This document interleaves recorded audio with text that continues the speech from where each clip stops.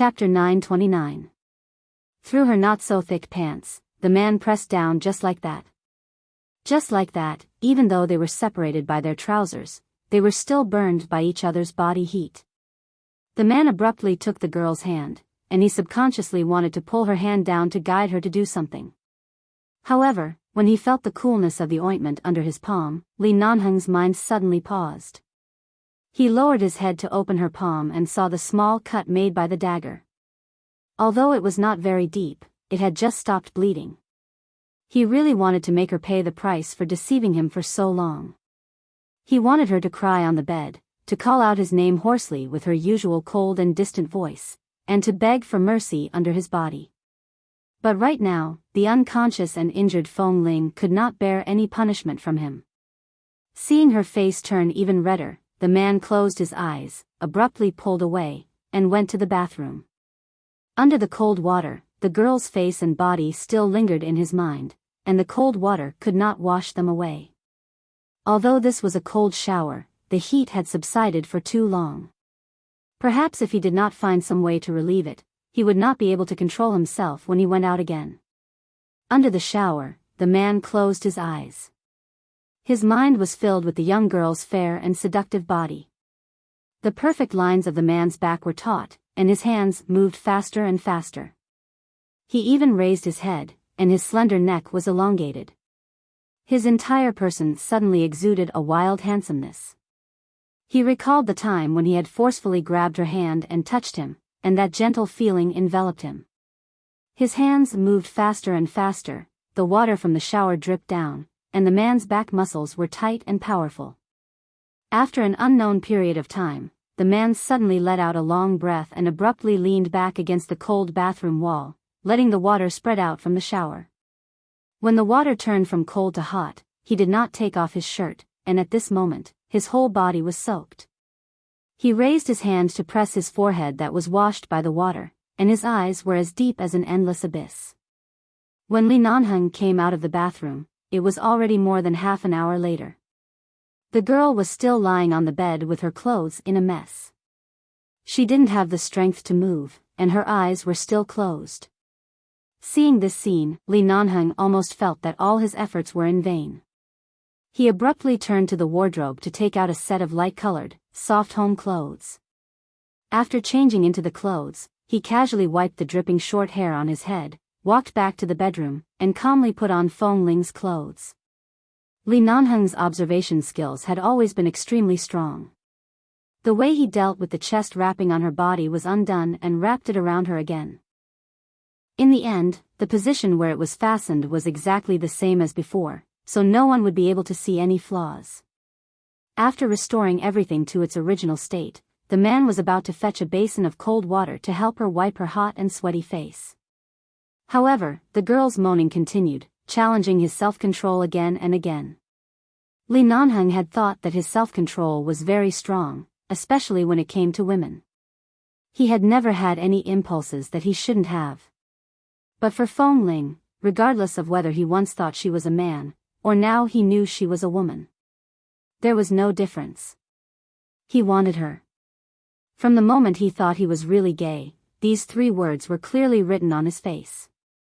He had never hidden it, and he was so calm that he didn't worry about any changes.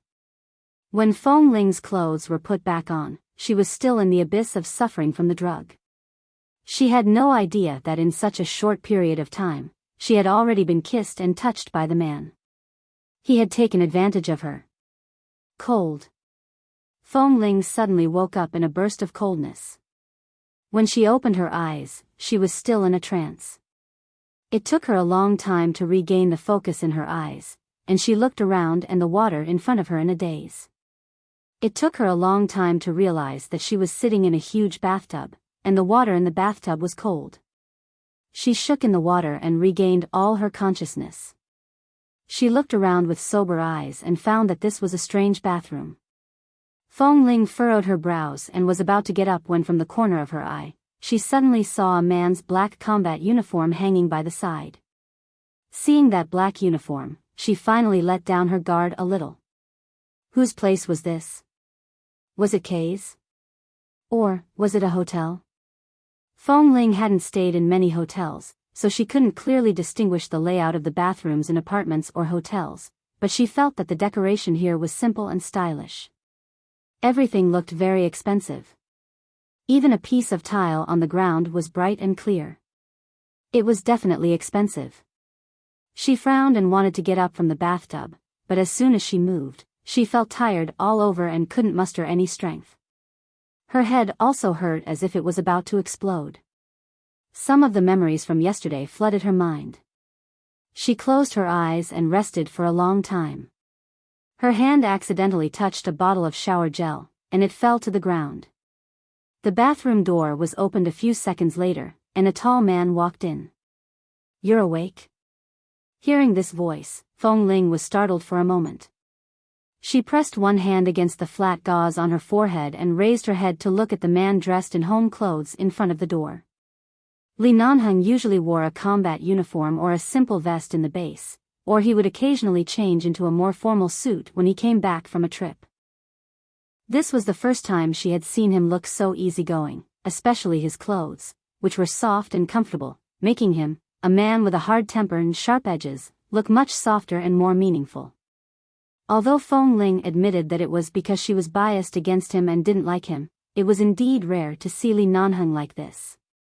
She put down her hand and looked around before asking hoarsely, "Where is this place?" "Don't worry about where it is. Are you still feeling uncomfortable? Have you endured the effects of the drug?" The man walked over and reached his hand into the bathtub. He then raised his hand and touched her slightly cold face. Fong Ling sat stiffly in the bathtub and looked at him blankly. Wasn't she still in the military area yesterday? And she remembered that she had lost her mind and killed someone. The wound on her forehead was still there, which meant that it wasn't just a nightmare but real. Chapter 930. Fong Ling watched the man's gentle and patient profile as he lowered his head to help her fill the tub. She stared at him in a daze and was speechless for a long time. Li Nanheng's hand was still in the water. As he measured the water temperature, he said, "I know you don't like others touching your clothes, so after I brought you back yesterday, I threw you into the water. Come out later and change into clean clothes." With that, the man turned to look at her. In the blink of an eye, because Fong Ling had been looking up, their lips gently brushed against each other. Fong Ling was startled. There was no change in Li Nanheng's eyes. He looked at her stunned face from such a close distance and raised his hand to press her head. After pushing her away, he lowered his eyes to look at her coldly. "You hit your head so hard that you don't remember what happened to you yesterday?" Fong Ling's eyes narrowed. "I remember." Li Nanheng watched her. A moment later, he withdrew his hand from the water and stood up. "Take off your clothes and wash yourself in the bathtub. Remember not to let the wound on your forehead get wet." Seeing that he was about to leave, Fong Ling turned to look at him. "Boss." Li Nanheng had already walked to the bathroom door. Without looking back, he said coldly, "If you have anything to say, say it after you take a shower." Fong Ling did not speak again. She lowered her head to look at her clothes. She felt that something was wrong, but it didn't seem to be anything wrong. Yesterday, she was injured on her forehead. Although the blood had splashed on her body, since she had been unconscious last night, the blood on her clothes might have been washed away by the water, and the water had been changed, so she didn't see the blood in the water just now. Furthermore, she seemed to have been wearing these clothes yesterday. Boss wouldn't lie to her about this kind of thing. If he really found out that she was a woman when she was unconscious yesterday, his attitude and expression wouldn't be like this. Fong Ling raised her hand and touched her forehead. The moment her fingers touched the gauze, she remembered what he had told her earlier and turned her wet fingers to the other side of her forehead. It hurt. Yesterday, when she was knocked against the wall, she really thought she was going to die. At the thought of what happened yesterday, the fat commander whom she had personally killed, and Boss Li's calm expression as though nothing had happened, Fong Ling slowly stood up in the bathtub and glanced at the closed bathroom door. Since he didn't take off her clothes last night, it was impossible for him to come in now that she was bathing. She didn't deliberately lock the bathroom door, took off her clothes, and sat in the bathtub again. After a night of soaking in cold water, all that was left was the feeling of helplessness and the discomfort caused by the drug last night. Now that he was sitting in the hot water and taking a good bath, he felt much more comfortable. Not long after, just as Fong Ling was about to get up to grab a towel, a man suddenly approached the door. She paused and turned to look at the figure outside. Then she heard Li Nanheng's voice through the door. "The clothes are at the door. Take them yourself." With that, the man left without any hesitation. Fong Ling's slightly anxious heart fell back to the ground. She got up, wrapped the towel around her body, walked to the door, and gently opened a gap. Seeing that Li Nanheng was not outside, there was only a set of men's pajamas on a square European-style marble flower bed in front of the door.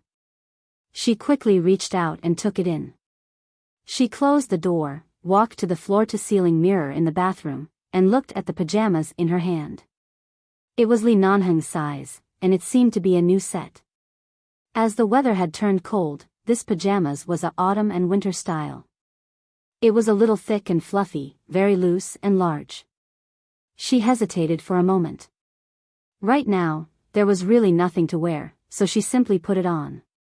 Although the clothes were very large, and the sleeves and trouser legs were so long that they needed to be rolled up several times, fortunately, the clothes were a little thick and very loose. As long as one didn't deliberately pay attention to her chest, it was impossible to see what was going on inside. Originally, Fong Ling was still hesitating about what to do because her chest cloth was also wet. Was she going to wrap it around her body with it wet? Wasn't that waiting for eczema? Seeing that there was no big problem with the clothes, as long as she kept a suitable distance from Boss Lee and didn't let his hand touch her through the clothes, it should be fine. And now, this was not the focus. After Fong Ling put on the clothes, she wiped her hair until it was half dry and then shook her soft ear-length short hair. She didn't need to comb it at all and restored her usual clean and soft hairstyle. She put the clothes into the laundry rack, turned around, and walked out. Outside the window, she saw that the sky was already bright. She didn't know what time it was, but looking at the sun outside, it should be at least 9:00 in the morning. Seeing Fong Ling coming out in his clothes, the home clothes that were a little loose on him were even more loose on her, and most of her shoulders and collarbone were exposed. However, because the clothes were relatively thick, the front material of the clothes would not show the outline of her body, and it was convenient for her to continue to cover up the truth that she was unwilling to tell others. Then he caught a glimpse of the girl who had just come out of the shower and looked around because she didn't know where she was, looking a little confused and at a loss. Li Nanheng sat on the sofa, holding an unlit cigarette in his hand. His cold eyebrows moved slightly, and he said indifferently, "This is my place, not a hotel, nor a room under the jurisdiction of the military." Hearing this, Fong Ling's vigilance was greatly reduced. She turned to look at the man sitting on the sofa. She pursed her lips, walked over, and stood in front of the coffee table. She didn't dare to continue to approach the sofa but just stood straight like a primary school student who was about to be scolded. "Boss, what happened yesterday? There's no need to explain. I've seen the live surveillance in that room and already know what happened." Seeing her aggrieved expression, Li Nanheng said, "You didn't do anything wrong. If it were me, I would probably have killed him immediately instead of enduring until the end." Fong Ling didn't expect this result. She had been mentally prepared that she would take full responsibility for killing the commander and would never put any pressure on 11 Base or implicate the base. "But I killed someone, and he was an important military official." Fong Ling looked at him.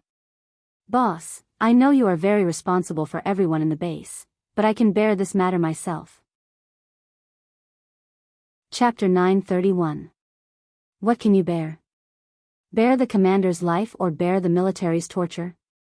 Or hand you over to the police station and be sentenced to 10 or 20 years? No matter what, it's not right to kill the commander of the military. After all, they are not the terrorists we usually kill.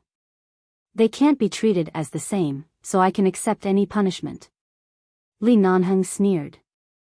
Then who will bear the innocence of the members of 11 Base? Who will bear the dignity of 11 base? That fatty who died in your hands? Hearing the word innocent, Feng Ling's eyes moved slightly. She raised her eyes to look at him. Boss, if I had endured for a few more minutes yesterday, things might not have turned out like this. I'm really sorry. There's nothing to be sorry about. Li Nanheng threw the silver lighter and unlit cigarette in his hand on the coffee table and said coldly, if you delay for a few more minutes, you and Kay will be killed by his gun. Since one of us has to die, let the one who deserves to die die. As he spoke, the man casually leaned against the back of the sofa, his voice faint. Even if you didn't kill him yesterday, after I saw the surveillance footage, he still wouldn't have seen the sun today. Then what should we do now? Seeing that she had decided to take responsibility for it herself, she changed the topic and asked him how he was going to handle it. It could be seen that although Feng Ling was usually stubborn and refused to show weakness, she still had a high degree of trust in him. Li Nanheng looked at her calmly. Tell me first, what were you thinking when you lost your mind yesterday? Feng Ling was silent for a moment. I don't know. I'm just angry. I've never been so angry before. Everything I did was based on instinct. Really? But why did I see a wolf in your eyes yesterday? Li Nanheng narrowed his eyes coldly. Is that the real you? Feng Ling clenched her fists by her sides and lowered her head. After a moment of silence, she said hoarsely, Boss, about this matter, can I not answer? What do you think? Li Nanheng crossed his legs and looked at her indifferently. Feng Ling was a person who didn't like to expose her scars to others, especially the experiences that no one would believe when she was young. But now she was in trouble. Yesterday, she was able to leave the military area alive and stand here safe and sound because of Li Nanheng. No matter what he had done to her, he had never been malicious to her. In fact, he was indeed protecting her. Logically or emotionally, she couldn't keep this a secret forever. Feng Ling's voice was a bit hoarse. I grew up in a wolf pack. Hearing these words, Li Nanheng's calm eyes slowly narrowed. He stared at her eyes that were as calm as usual and watched her face and lips that were still pale because of the serious wound on her forehead. Although he was still calm, he stared at her even more intently as if he wanted to see everything about her past through her current honesty. As far as I can remember, I grew up drinking the milk of a female wolf in a cave in the deep jungle. When I was about 2 years old, I learned to go to the cave to find all the food that could be eaten, so I was not afraid of anything in the jungle. Even everything there was very familiar to me, Feng Ling said softly. I remember that the base once played an old movie from many years ago. It seemed to be called Tarzan of the Apes. I left after watching it for less than 20 minutes. I didn't continue watching it because at that time, I thought of myself when I was young. If I hadn't been taken away by a few mafias in the United States when I was 5 years old, I might have grown up in the jungle. I might not even be able to speak and only know all the things of the wolf society.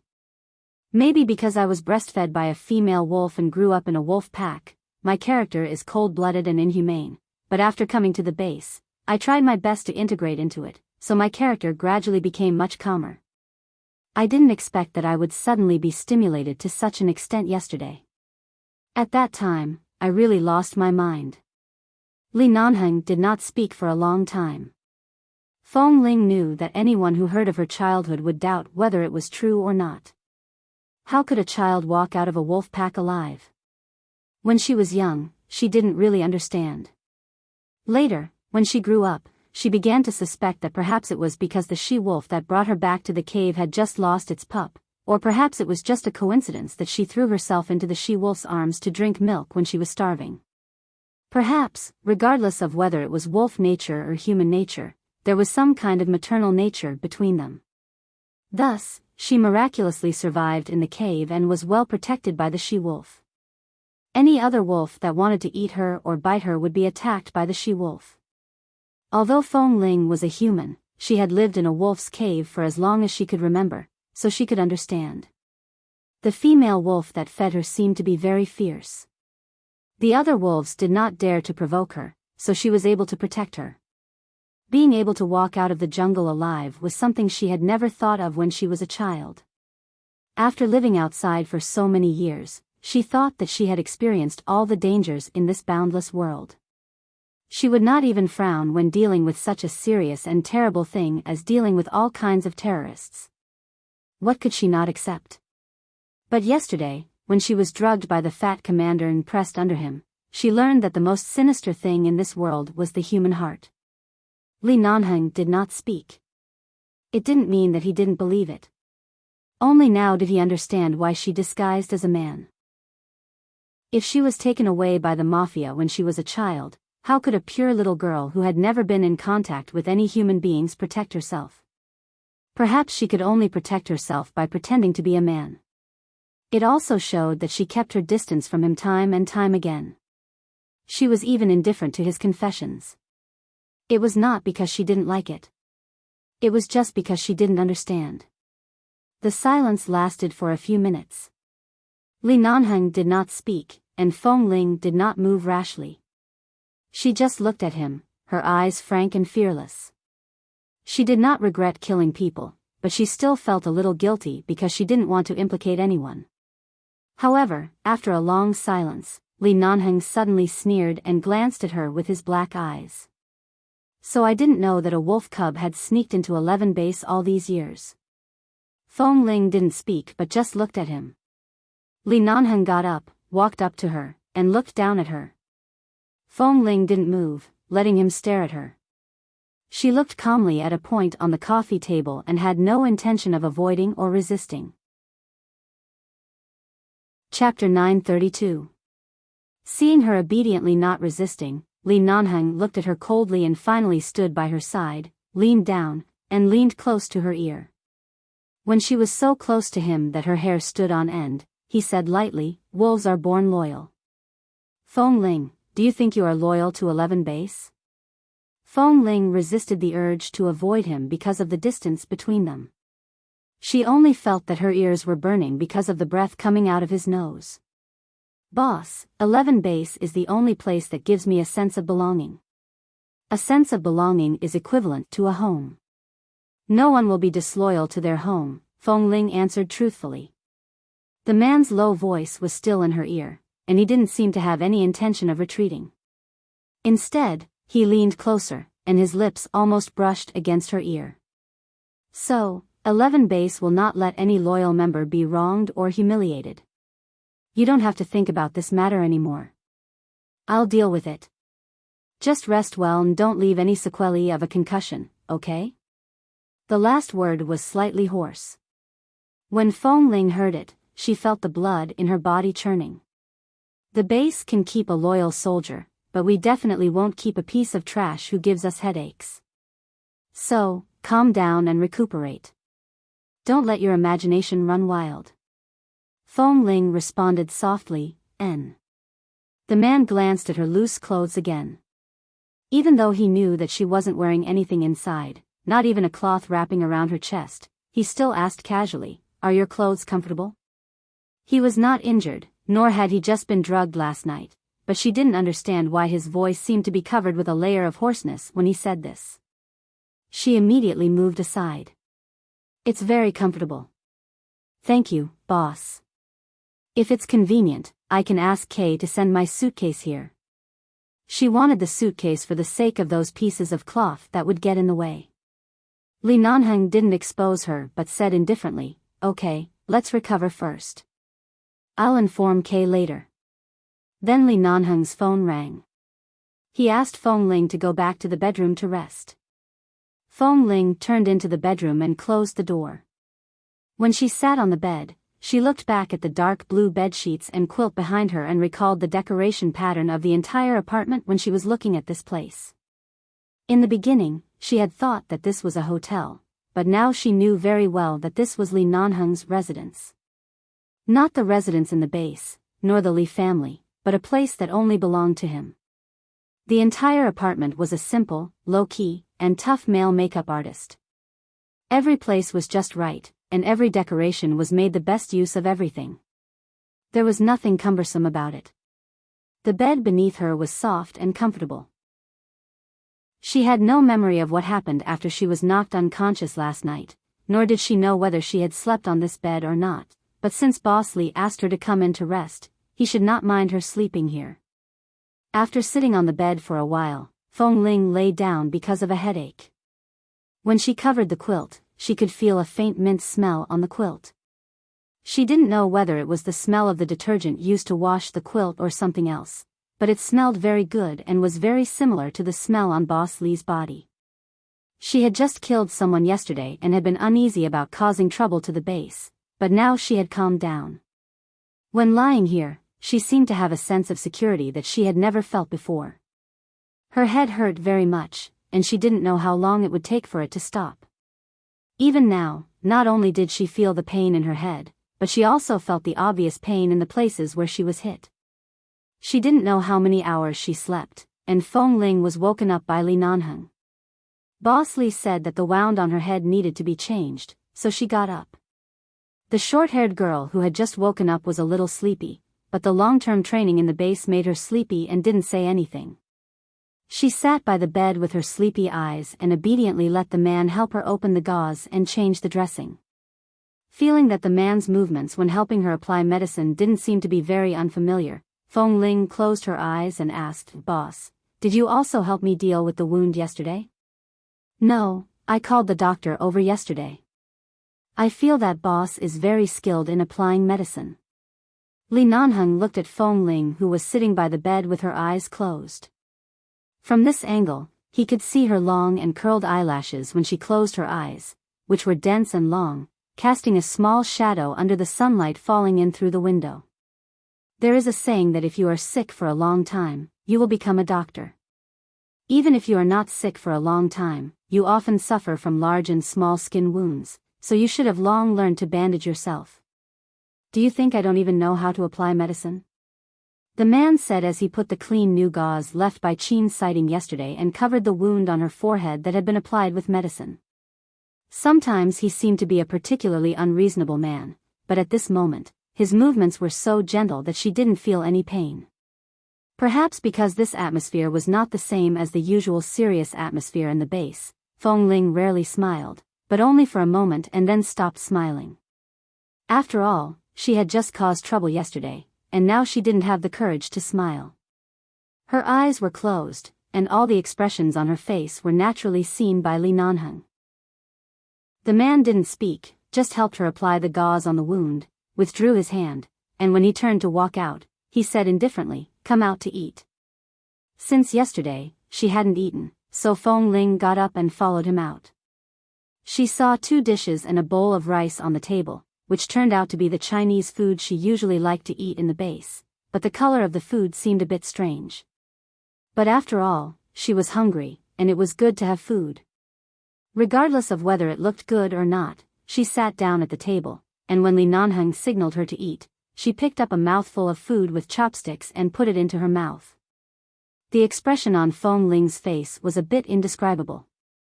After slowly chewing a few times, she looked up at the man sitting at the table who was looking at her calmly. "Boss, is this the takeout you ordered?" The man's expression didn't change.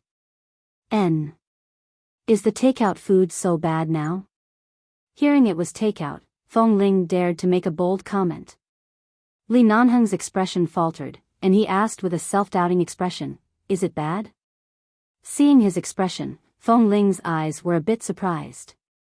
"Boss, did you cook this yourself?" Li Nanheng's face darkened. "No." Only now did she notice that there seemed to be some residual smell of cooking on the man. Did she say something wrong just now? Fong Ling hurriedly picked up another piece with a strong desire to survive and put it into her mouth. "In fact, it's quite delicious." Chapter 933. He watched as Fong Ling began to stuff mouthful after mouthful of food into her mouth as if she had never eaten before. Li Nanheng looked at her with a self-doubting expression. "Delicious." It's delicious." Fong Ling looked up at him and smiled as she ate. To prove that what she said was true, she nodded subconsciously. Li Nanheng did not say more. When Fong Ling was about to finish eating, he saw that she ate very quickly. Was it really delicious? He suddenly picked up his chopsticks and put a mouthful of rice into his mouth. There is less water in the rice, so it is very hard. The man picked up another mouthful of food and put it into his mouth. Seeing Li Nanheng's dark expression, Feng Ling didn't look at him but lowered her head and continued to eat. The man didn't stop her from deliberately supporting him. He only said lightly, "Forget it. Let's order takeout next time." Feng Ling put down the bowl. "Actually, it's really not bad." Li Nanheng sneered. "Stop flattering me. In fact, it was indeed better to order takeout. After all, it was obviously Boss Li's first time cooking. Both dishes were extremely salty. He didn't know how much seasoning and salt had been added. Fortunately, they were both cooked, even a little overcooked, but at least they wouldn't spoil their stomachs. However, Feng Ling's desire to survive was very strong, so she still said, "Look, I'm almost finished." "Boss, it's fine as long as I can eat my fill.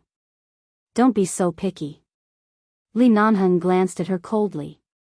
"Do you think I'm a wild fruit that you randomly picked in the jungle and ate as a meal?" With that said, he suddenly looked at her seriously. "So you could even eat raw meat when you were young? Otherwise, how on earth did you swallow the food I made?" Feng Ling, their eyes met. She looked at him speechlessly for a while and then looked at the man's home clothes. At this moment, in such a place, far away from 11 Base, far away from so many troubles, in such tranquility, she found that Boss Li's temperament was unique to a playboy from an aristocratic family. It was not bad, but overbearing and impolite. In the end, he was still the young master of the Li family. After taking off the combat uniform of the base, this man was actually a pure Li Nanheng. "I've never eaten raw meat before. I can't eat it. I remember when I was very young, the female wolf who fed me brought me raw meat torn from an unknown beast. I vomited when I saw the bloody thing. I couldn't eat it at all." Li Nanheng glanced at Feng Ling's fair little face. "So how did you survive?" "I ate wild fruits or relied on my survival instincts to find some edible weeds and vegetables nearby. I also drank the mother wolf's milk. In short, I lived until I was about 5 years old.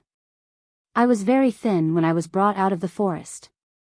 As she spoke, she picked up another mouthful of food and put it into the bowl in front of her. "So for me, having hot food to eat is enough. I'm not picky." Feng Ling's eyes were calm. Before Li Nanheng had time to feel sorry for her childhood experience, her calm eyes erased those unnecessary thoughts. Everyone's experience was different. Although such an experience was indeed too difficult for a little girl, if it weren't for this, she wouldn't have been able to sneak into 11 Base by chance, and she wouldn't have stayed here and been discovered by him. Or perhaps, for the first time in his life, Li Nanheng didn't have so much courage to imagine how she lived in the jungle for 5 years. Such a small little girl. After Feng Ling finished the food, she put down the bowl and chopsticks. She raised her eyes to see that Li Nanheng had been looking at her, but he didn't say anything more. She looked back at him. "Boss, I've finished the food. If you're hungry, just order takeout. I'm already full." Li Nanheng glanced at the empty bowl in front of her. He didn't know if he should feel sorry for her or laugh at her for eating it. He smiled and suddenly said, "Do you want to see the apartment I bought with your money?" Feng Ling almost forgot about it and subconsciously asked, "Where is it?" "It's downstairs. It's the same size and layout as mine. Because I'm not sure what kind of decoration style you like, I only did a simple decoration to avoid too much trouble in the future. For now, it's not suitable for you to move in directly." Feng Ling paused and looked around in the blink of an eye. If it was the same size and pattern, back then, Li Nanheng said that he would use her money to buy a small apartment for her. But his apartment was at least more than 200 square meters, and it was a duplex. Although she didn't pay much attention, she saw that there was a staircase over there. In this way, it was at least 300 or 400 square meters. If it was the same size, could this be considered a small apartment? Fong Ling didn't know how much it cost to buy an apartment in Los Angeles, nor did she know which street it was, but she felt that the place where Boss Lee lived would definitely not be cheap. She really wanted to ask how much he had spent on the condo for her, but the man got up to answer the phone. Looking at Boss Lee's back when he got up to answer the phone, Fong Ling looked at the utensils on the table, picked them up, and went into the kitchen. After Li Nanheng hung up the phone, he heard the sound of water coming from the kitchen. Seeing that Fong Ling was no longer at the table, he guessed what she was doing, turned and walked in. He leaned against the door and looked at Fong Ling, who was standing by the sink washing dishes. "Put it there. Don't wash it." The man's voice came. Fong Ling continued to scrub the bowl in her hand as if she didn't hear it. Seeing that she insisted on washing, Li Nanheng sighed and walked over. "There is a dishwasher. Put it inside." Fong Ling saw the dishwasher on the cabinet next to her. She paused and then lowered her head to continue washing. "It doesn't matter. There are only 2 or 3 bowls. I just need to wash them." The man reached over, took the bowl from her hand, and put it aside. "You are injured now. Go back to bed or rest on the sofa. You don't have to do anything." Fong Ling's hand was empty. Looking at the bowls and chopsticks a little further away, she could only shake the water in her hand and did not insist. She nodded and turned to go out. Not long after, Li Nanheng walked out of the kitchen and saw Fong Ling standing in front of the floor-to-ceiling window in the living room, gently pressing her hand against the window and looking at the cars and pedestrians downstairs. This was the 10th floor, not so high that she couldn't see the road clearly, but it was still very high and she could see very far. She didn't know which road this was, but from the nearby buildings, it should not be far from the city center. Chapter 934. Although the drug in Fong Ling's body had dissipated, the torment last night made her tired easily. After eating, she walked back and forth in the living room for a while and sat on the sofa. Even though it had only been one day, she was still not used to such a leisurely life. When she was in Rogers Pass, no matter how idle she was, she still had a lot of things to do. But now, it seemed that she didn't need to do anything. Even the matter of her killing the military commander didn't seem to require her to show up, nor did she need to settle it herself. When Xiao Fei heard that Fong Ling had an accident in the military base, he had been calling her, but Fong Ling's phone had been turned off. After returning to the base, Kay told him that Fong Ling's phone had fallen into the water before the accident. Even if it could still be used, she probably didn't remember to turn it on. When he learned that Fong Ling had been taken away by Boss Lee, Xiao Fei's heart was both relieved and anxious. Fong Ling's condition was so poor right now. If she was brought back by Boss, would Boss find out? Xiao Fei called Li Nanheng, but no one picked up. He took a deep breath and didn't call again. Instead, he sent a text message. "Boss, how is Fong Ling? Do you need my help? I heard that Fong Ling's condition is not very optimistic, and his mood is not very good. As his drill master, I have the responsibility and obligation to comfort him. If it is not convenient for him to return to the base, I will arrange another residence for him. Boss, please answer the phone." Li Nanheng could see Xiao Fei's cautiousness and concern in this message. It could be seen that Xiao Fei had long known Fong Ling's secret. So he wasn't the first to know. The expression on Li Nanheng's face instantly turned from sunny to gloomy. He unhurriedly answered Xiao Fei's call, "Yes?" His casual tone made it seem as though Fong Ling's matter was not on his mind at all, including Fong Ling herself. "Boss, the news that Fong Ling killed the commander has spread in the base. There are different opinions in the base. Of course, most people understand and speak for him, but the leaders of Team 3, who have always been at odds with Fong Ling, said that he will destroy the base, causing a small number of people to panic. Before the matter is completely resolved, don't let him return to the base for the time being. I have a lot of residences outside. He can find a place for him to live." Li Nanheng said indifferently, "No need. She's here with me. It's not suitable for her to return to the base in a short time. I've already told my men about the matter. It will be completely resolved in 5 days at most. Then these 5 days, she will stay here with me. You don't need to worry about her. Xiao Fei took a deep breath. Only now did he truly understand that in a place like the military region or 11 base, a higher-ranking official could easily crush someone to death. He really couldn't say a single word of rebuttal. The girl he liked was now in the palm of Boss Li's hand. Xiao Fei felt that he needed to remind him, "Boss, Feng Ling has always been avoiding you. Maybe it's because you are usually too strict with her.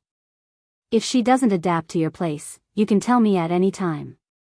I'll help her make other arrangements. Don't worry. There's nothing she can't adapt to. It just depends on whether she wants to adapt to it or not." I'm hanging up. Xiao Fei looked at the call interface that had been stopped, and Li Nanheng's words echoed in his ears. It just depends on whether she wants to adapt to it or not. Li Nanheng answered a few more calls from the people in charge of the military region and the people in charge of the police handling the murder case. In order not to disturb Feng Ling's rest, Li Nanheng went to the study to answer the phone calls. After several phone calls, he had a rough idea of the matter in his heart. The man walked out of the study only to see Feng Ling, who was originally sitting on the sofa to rest, but at some point, had fallen asleep on the sofa. Li Nanheng walked over and looked condescendingly at Feng Ling, who was in such a poor and fragile state. The short-haired girl leaned against the back of the sofa with her head tilted. Obviously, she had accidentally fallen asleep. She was still wearing his clothes, and most of her shoulders and collarbone were exposed to the air through the wide collar of the pajamas. Just like last night, Li Nanheng really wanted to torture this little girl who had deceived him for a long time. But obviously, it was not the time yet. She hadn't untied the knot in her heart and was unwilling to admit that she also had the soft side of a girl. At this time, no matter what he did, he would be forced. Moreover, she didn't know what love was. Although he couldn't restrain himself with her ignorant look, there should be a limit. Love was a two-way arrow. He couldn't just be one-sided.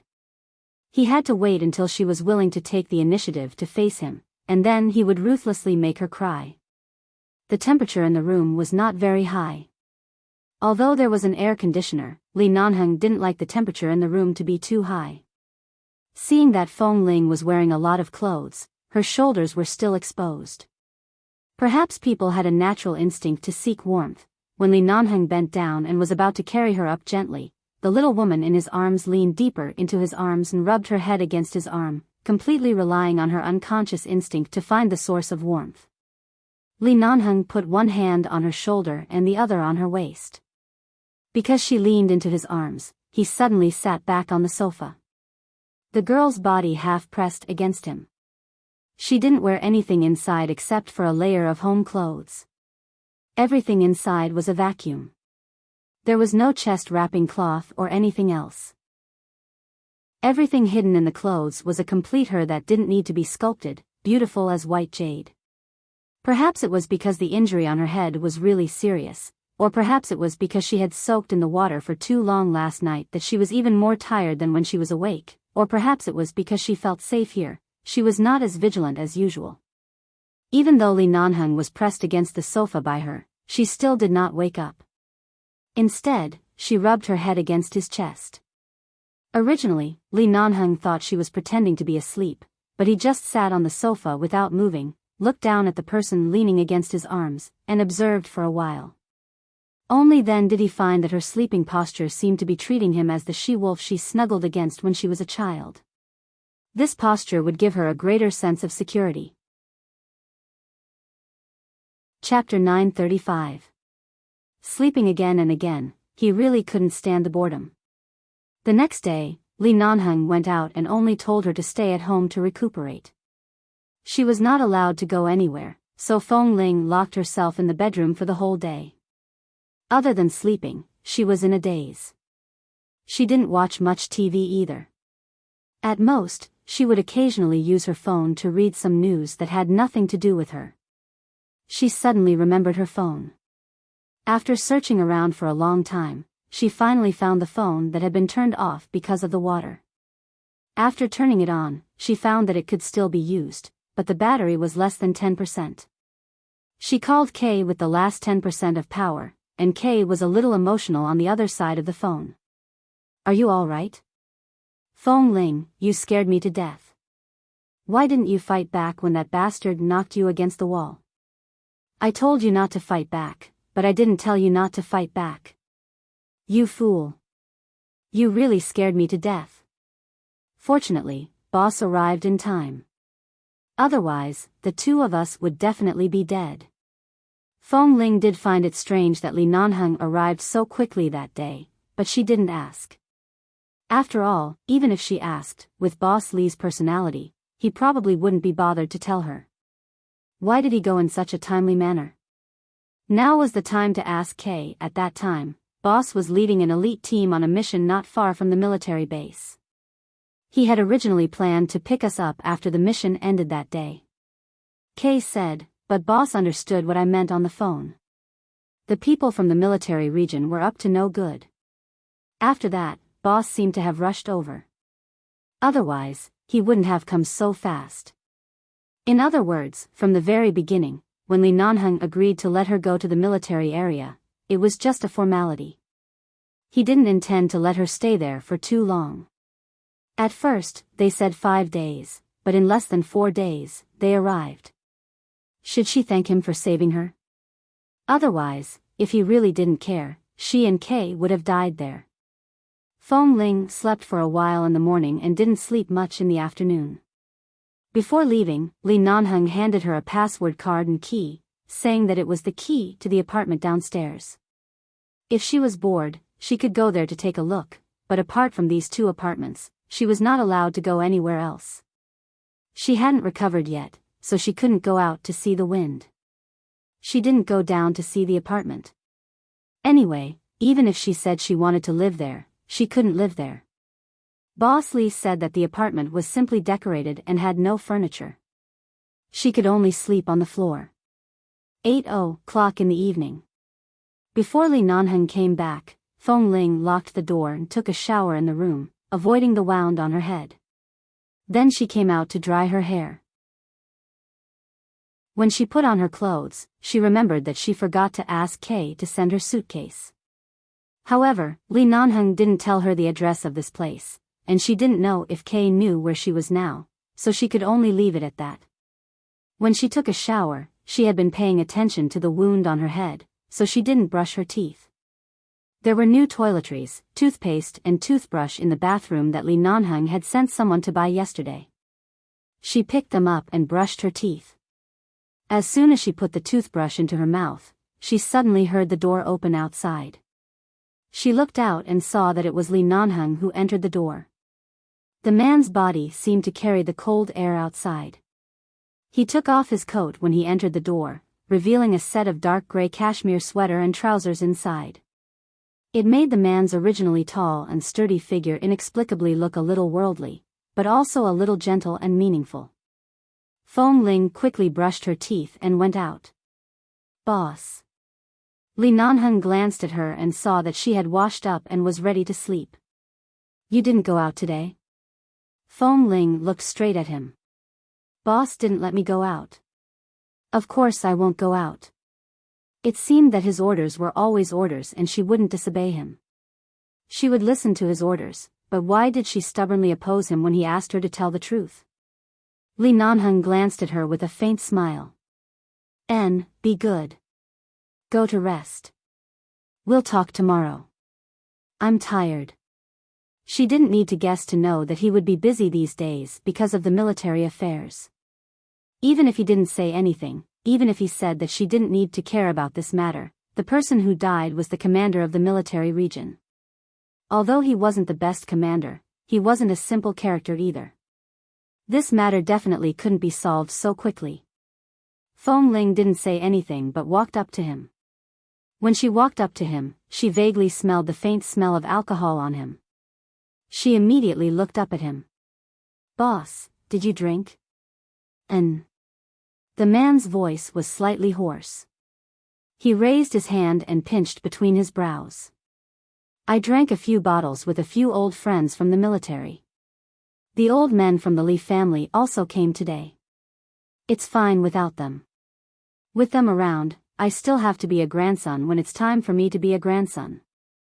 Fong Ling, in front of the elders of the Lee family, whether it was public or private, he was a grandson, right? His words sounded as if as long as the elders of the Lee family appeared, he would be greatly wronged. What he meant was that as long as the grandfather was around, the grandson couldn't be arrogant. Go to rest first. I'll go wash up. The smell of alcohol doesn't smell good, he said as he turned to go to another bedroom. Fong Ling didn't follow him. After a moment of silence, she went to the kitchen to pour a cup of warm water and put it on the coffee table. Then she turned back to the room. She had just returned to the bathroom to tidy up the foam left after she showered and brushed her teeth. After cleaning up, she was about to go out when she suddenly saw the bedroom door open. Lee Nanheng walked in with a toothbrush. I came to brush my teeth. The man's tall figure walked into the bathroom and his tone was concise. Fong Ling was startled. Why did you come here to brush your teeth? The toothpaste in my bathroom was used up this morning. When I asked someone to buy it for you, I forgot to buy one for myself. With that, the man picked up the toothpaste she used and then picked up the cup she used and began to brush his teeth. Fong Ling stood by the side and didn't say anything. Although she saw that he was using the cup she used, she didn't say anything. After all, it wasn't the first time.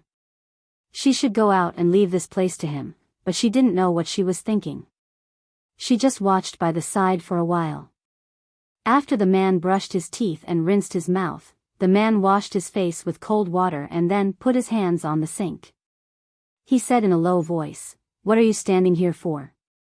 I have nothing to do, so I'll just stand here." The man seemed to smile. He suddenly turned his eyes and said hoarsely, "I drank." "I know. If you know, why aren't you hiding?" "Hiding from what?" Before Fong Ling could react, the man's breath suddenly approached. Her chin was lifted, and then the man's kiss with the smell of toothpaste suddenly landed on her lips. Chapter 936. The man's lips were slightly cold because he had just brushed his teeth and smelled of mint. Fong Ling's expression was a bit dazed. Her eyes froze and she was about to step back. At the same time, the man also let go of her waist. Looking at the shocked and flustered girl, he smiled. "All right, the impulse is over. You can go to rest." Fong Ling, he kissed her so naturally. Did he really treat her as a man? Or, did Boss Lee actually like men? Fong Ling stood rooted to the spot. Lee Nanheng casually left his toothbrush in her toothbrush cup as though he would come back tomorrow morning to brush his teeth. Then he turned and left. Fong Ling was a bit speechless. She looked at the man's back but didn't speak.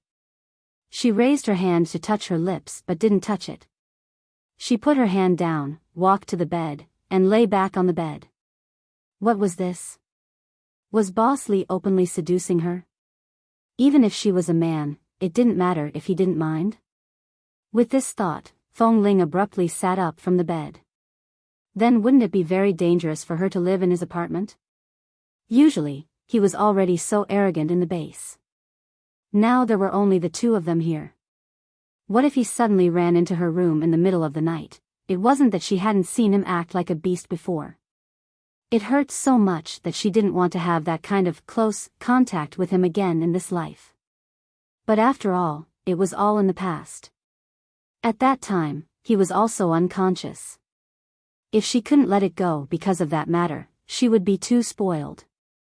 Besides, if he knew that matter, there was no need to say anything about her being a woman. It would be equivalent to directly being exposed. She couldn't say anything. She couldn't do anything. As for just now, he said that he drank too much. So he was just impulsive after drinking too much. Even he admitted that he was impulsive. What else could she say? He would probably forget it tomorrow morning. Early the next morning, Lee Nanheng didn't go out today, nor did he cook in person. Instead, he ordered breakfast from a nearby hotel and it was soon delivered home. After washing up, Fong Ling went out to see Li Nanheng wearing a black uniform, holding a lighter in one hand. He walked back from the floor-to-ceiling window as though he had just smoked on the balcony. Although this man was a heavy smoker, most of the time he smoked, he would choose the occasion. Most of the time, he smoked outdoors, so he would not leave the smell of smoke in the room. Seeing that his eyes were calm and indifferent when he came in from the window, Fong Ling knew that she had thought too much last night. He was just drunk. Come and have breakfast. The man glanced at her and walked over. He pulled out a chair and gestured for her to come over. At the same time, he walked to the opposite side of the dining table and pulled out another chair to sit down. Fong Ling walked over and sat down to eat breakfast quietly. The man also looked at her, who was as quiet and docile as a kitten. His lips curved slightly, but he did not notice it. He smiled too quickly, and when Fong Ling raised her eyes again, it had disappeared without a trace. However, when Fong Ling was quiet, she was like a docile kitten, but when she was angry, she was like a wolf. This was not something that could be found in any woman. The man placed a glass of warm milk in front of her. Drink it. Fong Ling obediently drank up the milk. 2 slices of toast with blueberry jam were placed in front of her. Eat it. Fong Ling hurriedly put aside the fried egg that she had not finished and obediently ate it. Anyway, Boss was outside helping her solve the problem. If she could not help him, the only thing she could do was to be quiet and obedient. She would not cause trouble so that he would not have to worry about her. Seeing that she was so obedient, Li Nanheng really wanted to hold her and kiss her hard. However, when he saw her obedient and somewhat innocent eyes, he temporarily let go of this thought and only asked, "Don't you like blueberries? I specially asked someone to buy this blueberry jam." Why? You don't like it? No, it's just that I don't like to eat things like toast. In the past, when I was in the base cafeteria, I would go to the Chinese food counter to eat fried eggs and a bowl of porridge every morning. I don't like bread, toast, sandwiches, and the like. It's rare for you to take the initiative to speak of your preferences, Li Nanheng said lightly. From tomorrow onwards, I will change to Chinese food. From his tone, "Boss, will I have to stay here for a long time? You can't go out before the matter is solved, especially don't let the military see you alone outside. If you are sensible enough, you will understand what I mean. Even if the military can't gain any advantage in 11 base, as long as you show your head, before everything is completely settled, someone will want to use you as a pretext at any time. What you need to do now is to live here quietly for me, recuperate, and temporarily avoid the limelight." Li Nanheng did not hide anything from her. In fact, he was very frank and told her about the current situation in this way. In this way, at least she knew what to do. She would not be like a reckless man who only knew how to take the blame. In fact, if you really want me to avoid the limelight, I can choose to live elsewhere. You still have to go back to the base and go out to do something. Will it be too troublesome for me to live here? Fong Ling looked at him. Li Nanheng's cold brows moved slightly. Troublesome?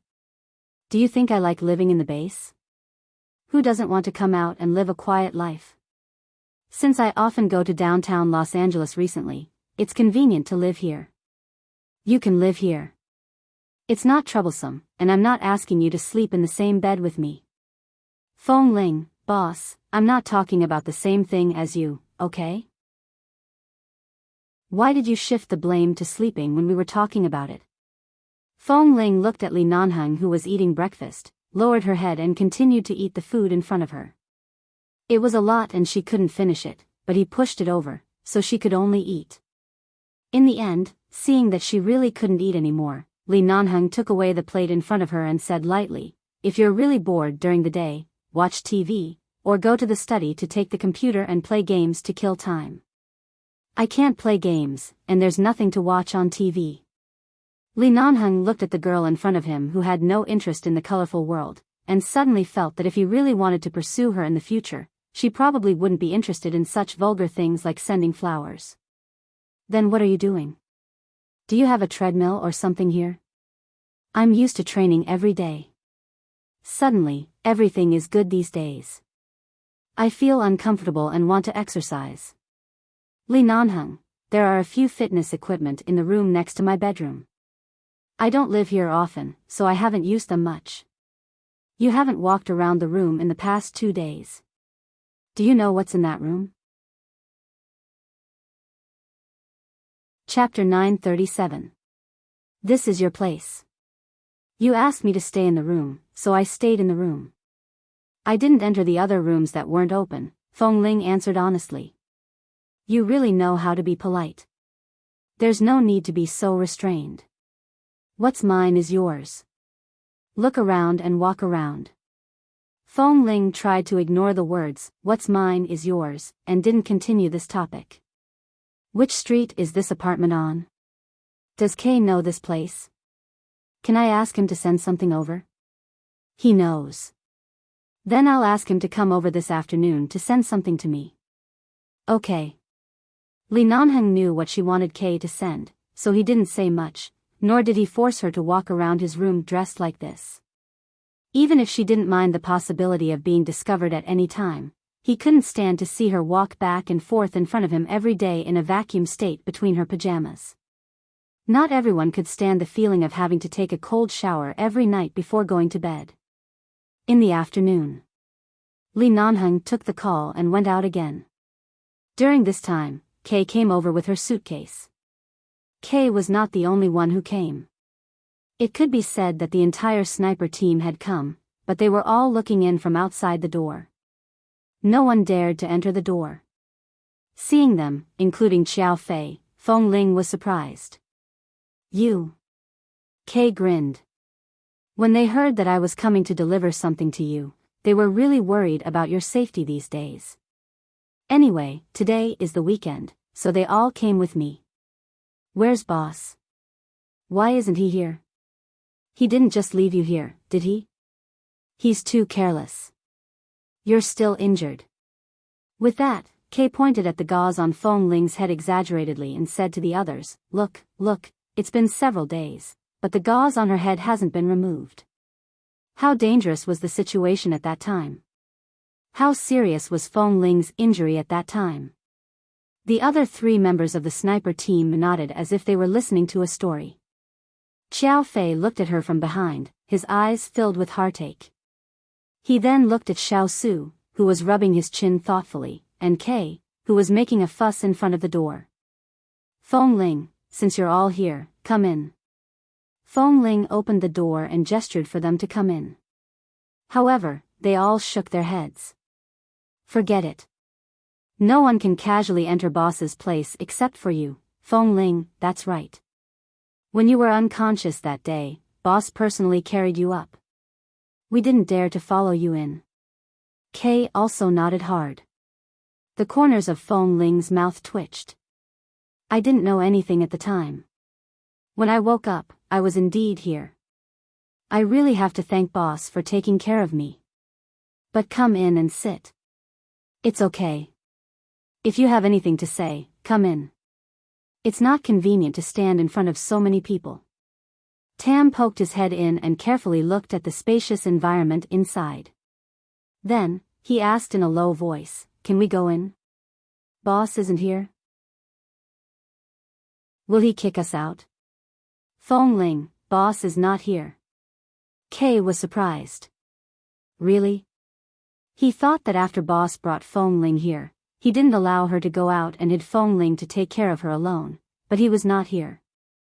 He should have gone out to deal with something. Boss is not an idle person.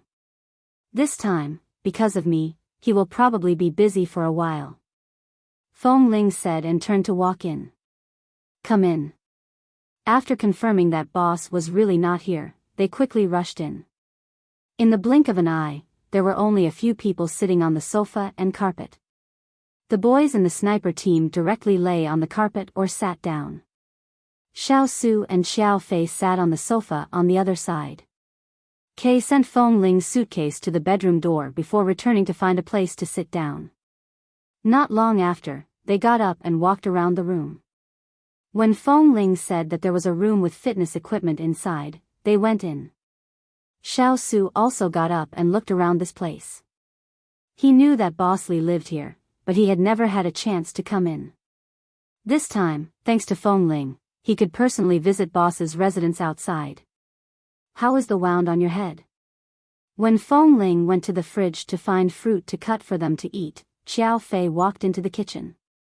Looking at her back, he could tell that she was wearing Li Nanheng's clothes. Much better. After the surface wound heals in a few days, I may go to the hospital for a simple examination. I have rested well these days. It's not as serious as you think, Feng Ling said while cutting the fruit. How could it not be serious?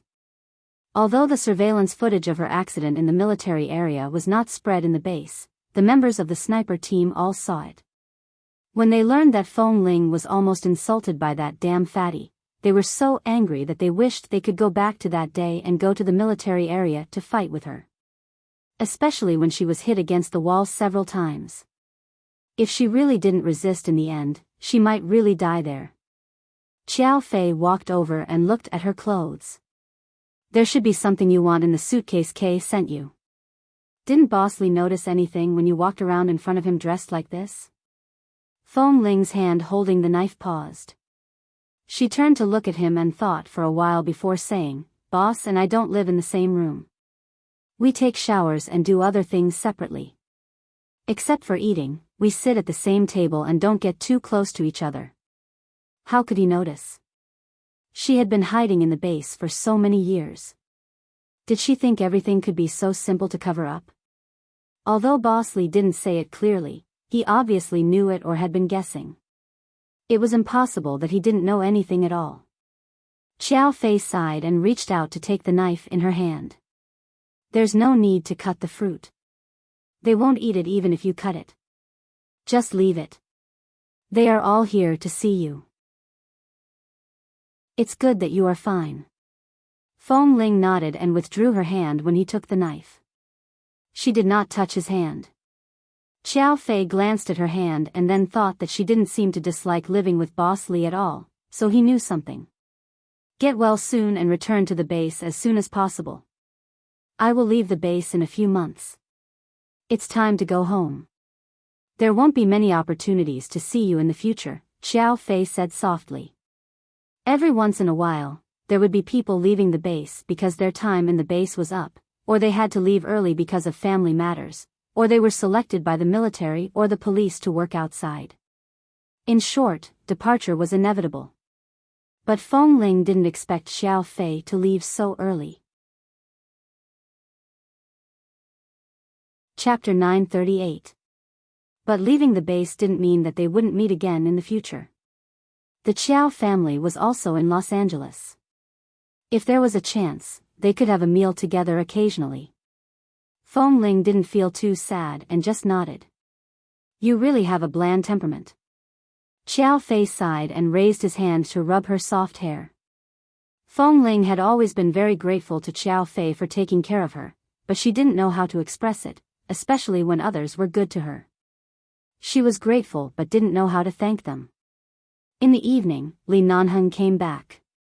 When he entered the door, he saw that although the carpet was neatly tidied up, it was still different from when he left during the day. There were also fruit plates and other things on the sofa. Kay came this afternoon. He glanced at the suitcase standing in front of the bedroom door. He came. The other members of the sniper team also came to take a look. No wonder.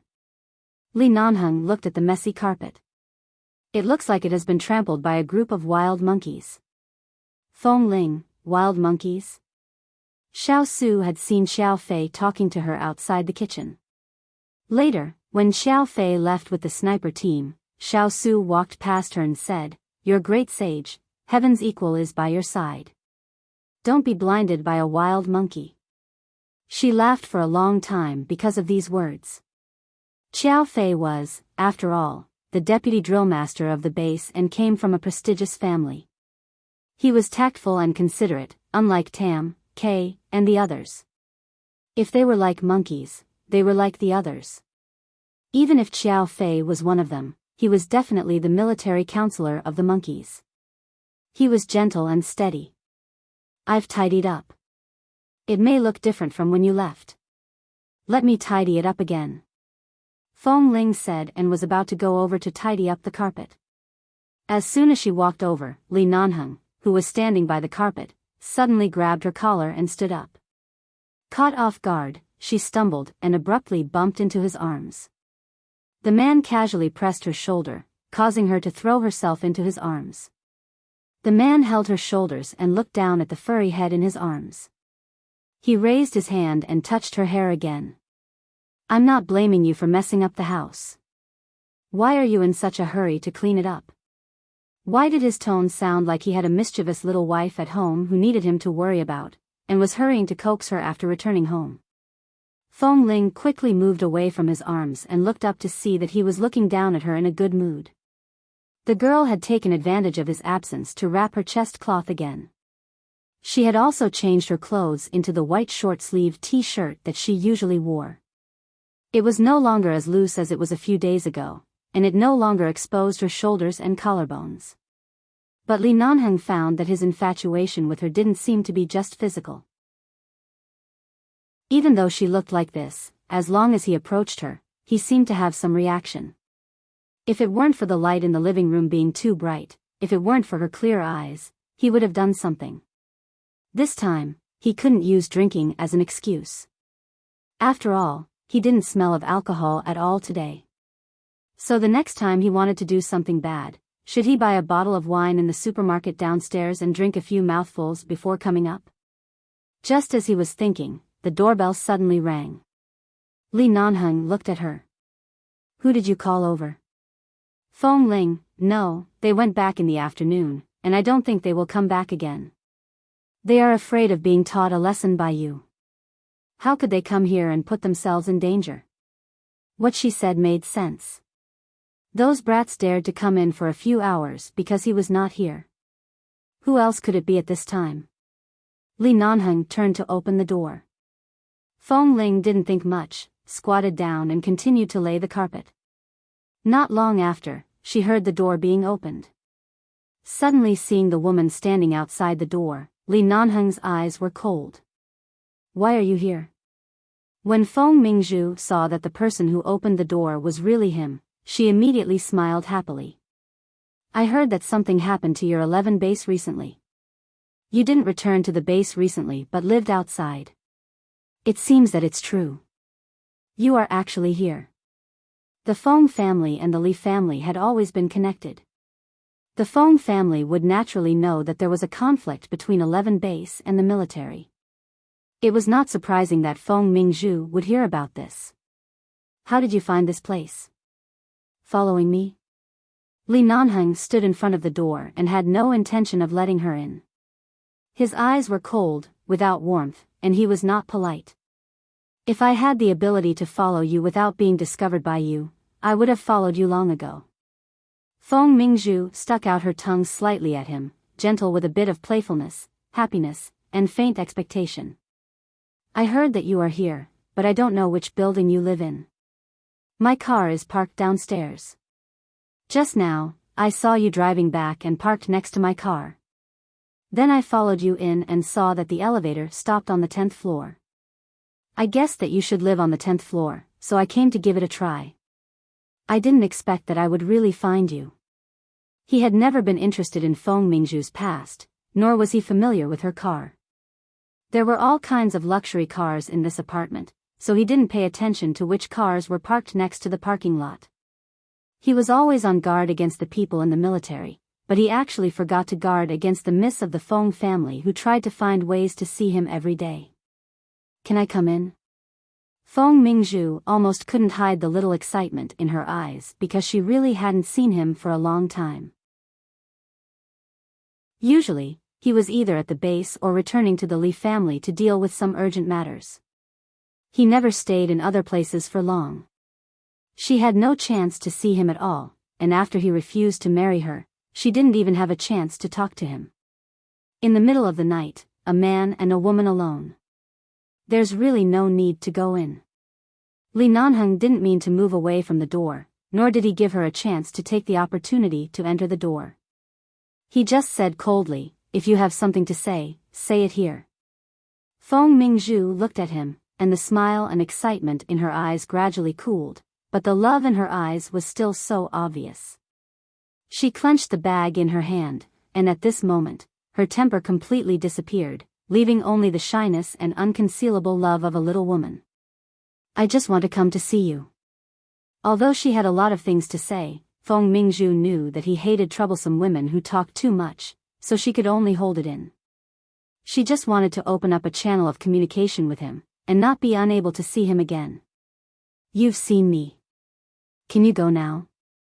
Li Nanheng really had no patience for women like Feng Mingzhu, and his eyes were full of impatience. Chapter 939. Is it inconvenient for you? Feng Mingzhu looked thoughtfully at his indifferent and impatient expression, and her eyes were about to look inside the door. However, the man's figure was tall and straight. Even though she was wearing high heels, she still couldn't reach his shoulders. She could only look up and see the beautiful chandelier inside. She couldn't see anything else. Feng Ling was squatting on the ground to lay the carpet and did not pay attention to what was going on outside. She looked back and saw that Boss Li seemed to be talking to someone in front of the door. In case she disturbed him, she got up and returned to the bedroom. There's nothing inconvenient about it. But if Miss Feng enters the door, it will be truly inconvenient. The man's tone was distant and indifferent. Feng Mingzhu squeezed her bag and stared into his eyes. Originally, she wanted to approach him step by step, but it seemed like he didn't want to see her again. She bit her lip and said, "Nanheng, just let me in. Let's talk." "It's not convenient to talk in front of the door." "What do you want to talk about?" The man casually leaned against the door frame with one hand in his trouser pocket and said casually, "Let's talk about us." Feng Mingzhu paused and said, "Nanheng, after all, we were engaged. No matter what the reason was, we met so many times when we were young. When we were teenagers, I remember one New Year's, we went to the Li family as guests. I couldn't sleep at night, so I went out for a walk alone. In the end, I accidentally fell into the underground storage used by the servants behind the Li family. I was locked up for several hours and no one found me. It was you who found me and saved me. From then on, I always hoped that I could grow up quickly, because only when I grew up can I marry you. Nanheng, Feng Mingzhu had never been so excited before because she had waited for him for so many years. She had always thought that he liked her. When he rescued her, she was already frozen. His embrace was so warm, he was so tall, and the Feng family said that the Feng family and the Li family would be connected by marriage in the future. She had long placed all her heart on him. She didn't like any of the other men who tried to pursue her. She only had him in her heart. Li Nanheng put his hands in his trouser pockets and looked at her indifferently. "I need to correct one thing. The Feng family and the Li family have an engagement, but there is no engagement between you and me, and there is no such thing as refusing an engagement. Miss Feng and I are just family friends. There is nothing else. I am the only daughter of the Feng family. Do you have to be so serious?" Feng Mingzhu suddenly felt suffocated. "You are the only daughter?" Li Nanheng asked coldly. Feng Mingzhu held her breath. "Are you really going to marry my dead sister? Are you really going to marry a cenotaph?" She was only 1 year old when the accident happened. "Nanheng, what did I do that made you rather marry a child who died more than 10 years ago than give me a chance? I have never offended you, nor have I pestered you. I have never hidden my love for you. I know you don't like people who beat around the bush, so I am very straightforward. I like you. I have rejected so many people. Even if you are not willing to marry me, I am still waiting for you." The man leaning against the door tilted his head and lit a cigarette. He held it between his slender fingers and said casually, "If you are only here to talk about feelings with me, then you don't have to say anything." All of a sudden, Feng Mingzhu understood something from his expression. As if she had been splashed with a basin of cold water, all her pride and confidence were immediately extinguished. You have someone you like? She almost choked out. Li Nanheng didn't answer. He just glanced at the time on his wrist and said indifferently, you don't need to know too much. Just remember two things. First, I have no responsibility to you. Whether you like me or not is your own business. I don't need to be responsible for it. Second, don't try to find me. It's meaningless to see me. Nanheng. Besides, the young lady of the Feng family is a goddess in the Chinese community of Los Angeles. You don't have to lower your status because of me. You said that you rejected many people's pursuits because of me. That's really an insult to me. Feng Mingzhu looked at him, her eyes a little red, and then she sneered softly. Young Master Li, do you have to be so modest? If any of the people I rejected could be half as good as you, my love life wouldn't be so distressed. Someone once said that when people are ignorant about love, they should never meet the best person. Otherwise, their love will always go downhill in the future. You are the best person I have ever met. I didn't even consider others. I have been waiting for you, but in the end, you didn't even give me a chance. Li Nanheng took a deep look at her because of her words. Your wishful thinking and inexplicable waiting want me to suffer moral blackmail? Feng Mingzhu held back her tears and lowered her eyes to say, no, I just didn't expect that you really didn't have any feelings for me at all. I don't think I'm worse than anyone else. I'm really curious about what kind of woman can enter your eyes. Does she have to be as beautiful as a fairy? Li Nanheng suddenly thought of a girl who had just bumped into him in his arms and the feeling of the girl's soft, fluffy hair in his palm. It wasn't that Feng Ling hadn't worn women's clothes before, but those 2 times, she was either in a flashing private room or in a bar with heavy makeup. He didn't know if she was as beautiful as a fairy, but he knew that even if she had short hair and wore a black uniform, just standing there and calling out, boss, he would get hard. Go back. Don't come here again. Li Nanheng said, didn't look at her again, went back to the door, and mercilessly closed the door. Feng Mingzhu watched as the door was closed. She had waited for so long and finally had a chance to meet him, but it ended just like that. Feng Mingzhu reluctantly looked at the door number and the password lock outside the door. She and Li Nanheng were so unfamiliar that she couldn't even guess a 6-digit password. She knew his birthday, but he certainly wouldn't use it as a password, and she didn't know anything about him, such as numbers and hobbies. Just like the closed door in front of her, he never gave her a chance to step in. Chapter 940. Li Nanheng returned to the room and saw that the carpet had been laid flat by Feng Ling. He walked in. The bedroom door was not locked. Feng Ling had just picked up her phone and was about to lie on the bed when she heard his footsteps. Your phone can still be used? Li Nanheng glanced at the thing in her hand. Feng Ling nodded and waved the phone in front of him. It can be used. Boss, you brought me to buy this phone last time. At that time, it was said that it was waterproof. However, it might have been soaked in the water that day, so it couldn't be turned on. Now the water in the phone has dried up. It's fine. If you can't use it, buy another one. It works. It's no different from before. In order to prove that the phone was still working, Feng Ling raised the phone screen for him to see. An American military movie was playing on the screen. It had just started. It could be seen that she was just about to watch it. Other than this kind of movie, what else do you like to watch? Li Nanheng suddenly felt that on the way to pursuing Feng Ling, perhaps he could use some vulgar tricks that couldn't be more vulgar. After all, she had never experienced it before. He could just treat it as compensation for the experiences she had missed when she was young. No matter how vulgar and childish it was, he could accompany her. For example, he could take her out to watch a movie. I don't like it. Kay recommended it to me, so I came to have a look. As Feng Ling spoke, she held her phone and sat on the bed. She took off her shoes and placed her bare feet on the bed. When Li Nanheng saw her pair of white and tender little feet, his dark gaze shifted slightly and landed on her phone again. He recommended this kind of movie to you? Kay said that it's not that men don't scheme against each other. He told me to watch more movies and learn the tricks in them. Li Nanheng, Feng Ling's phone was suddenly taken away by the man.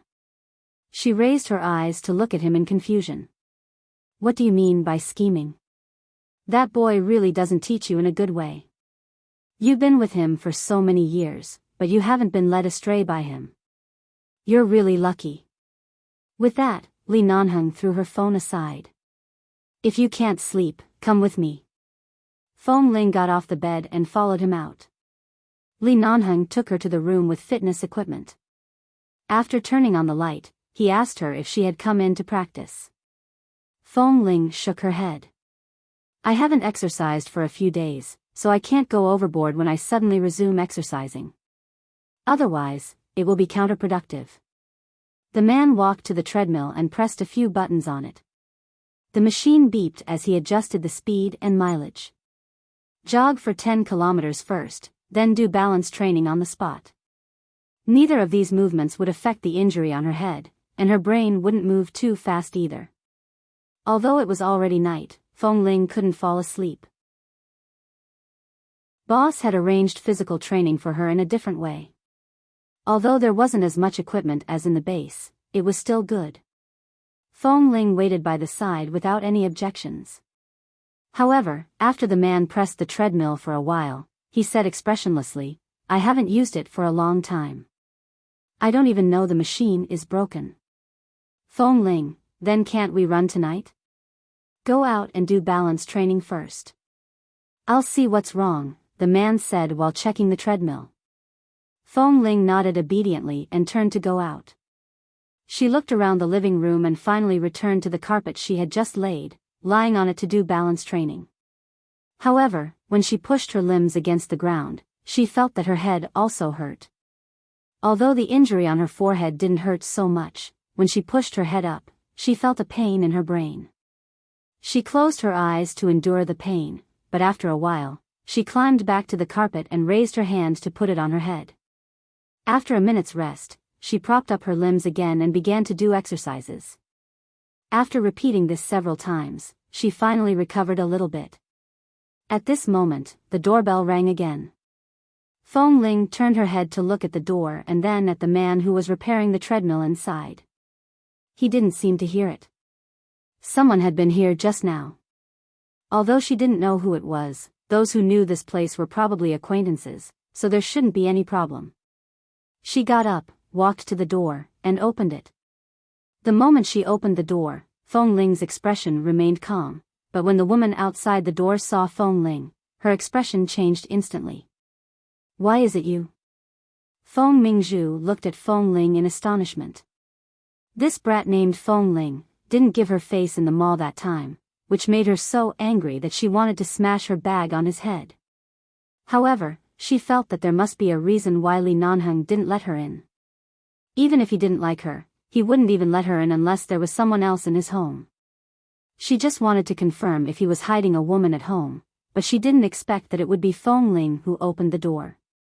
Feng Ling didn't expect to see this Miss Feng here, but Feng Ling didn't care.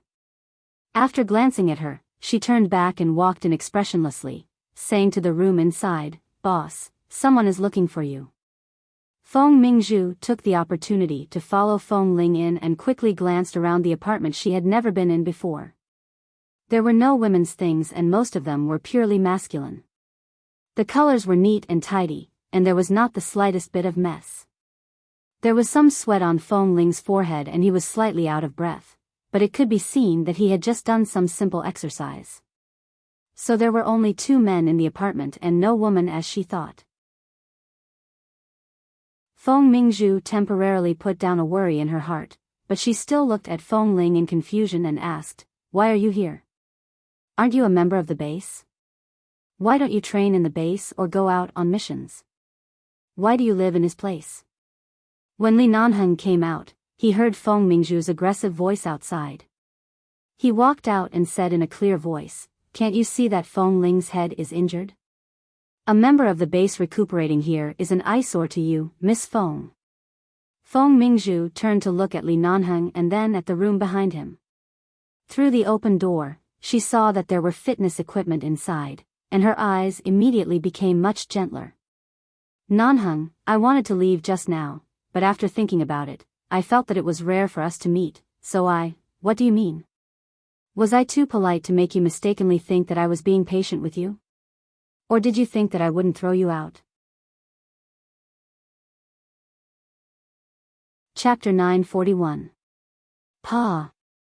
As Li Nanheng spoke, the bag in Feng Mingzhu's hand fell to the ground with a thud.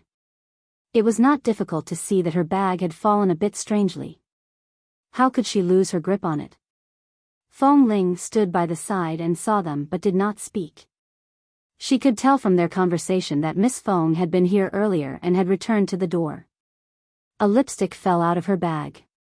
She kicked the lipstick to a place under the carpet where it could not be seen immediately. If she did not take the lipstick away now, even if she did not come in for a third time tonight, she would come again tomorrow or the day after tomorrow with the excuse of looking for lipstick. However, Feng Ling did not speak. She was not good at talking. She turned to the room with fitness equipment and said as she walked, "Boss, I'm going to train first." Li Nanheng did not respond. His eyes were still fixed on Feng Mingzhu, who had just squatted down to pick up her bag. Feng Mingzhu stood up and looked up at him. She said awkwardly, "Sorry, you just want to see if I'm hiding a woman here?" Li Nanheng had not changed his clothes. He still looked sharp and cold. His eyes seemed to be fighting with someone. "Don't say that I don't have a woman here. Even if I do, it has nothing to do with you. Take back your excessive concern and gaze. Otherwise, this Li's attitude toward you will not even have the most basic politeness." Feng Mingzhu was stunned. Even though Li Nanheng's tone was still polite and he did not say anything too hurtful for the sake of his family, she had never seen him so cold. Because of what? Was it because she spoke impolitely to the woman named Feng Ling and had a bad attitude toward her? Or was it because she barged into his place without his permission? Feng Mingzhu held back her temper. What did I do wrong? She was really unwilling to be treated like this. She clenched her fists tightly and almost roared. She barely managed to maintain half of her rationality. At least her voice didn't sound that angry, but her heart was already filled with all kinds of bitterness. "I've already said what I should say," Li Nanheng said indifferently. "Get out. I just like you. I just like you. I didn't do anything. Why do you hate me so much?"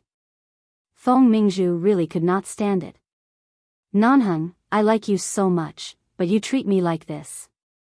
You even let that ignorant brat stay here to recuperate, but you don't even give me time to go out for a cup of coffee with you.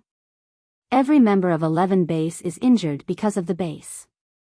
I am the person in charge of the base and I am responsible for everyone's safety. This is not something you are qualified to judge. But as for you saying that he is immature." Li Nanheng raised his eyebrows. When he spoke, he did not even look at Feng Mingzhu.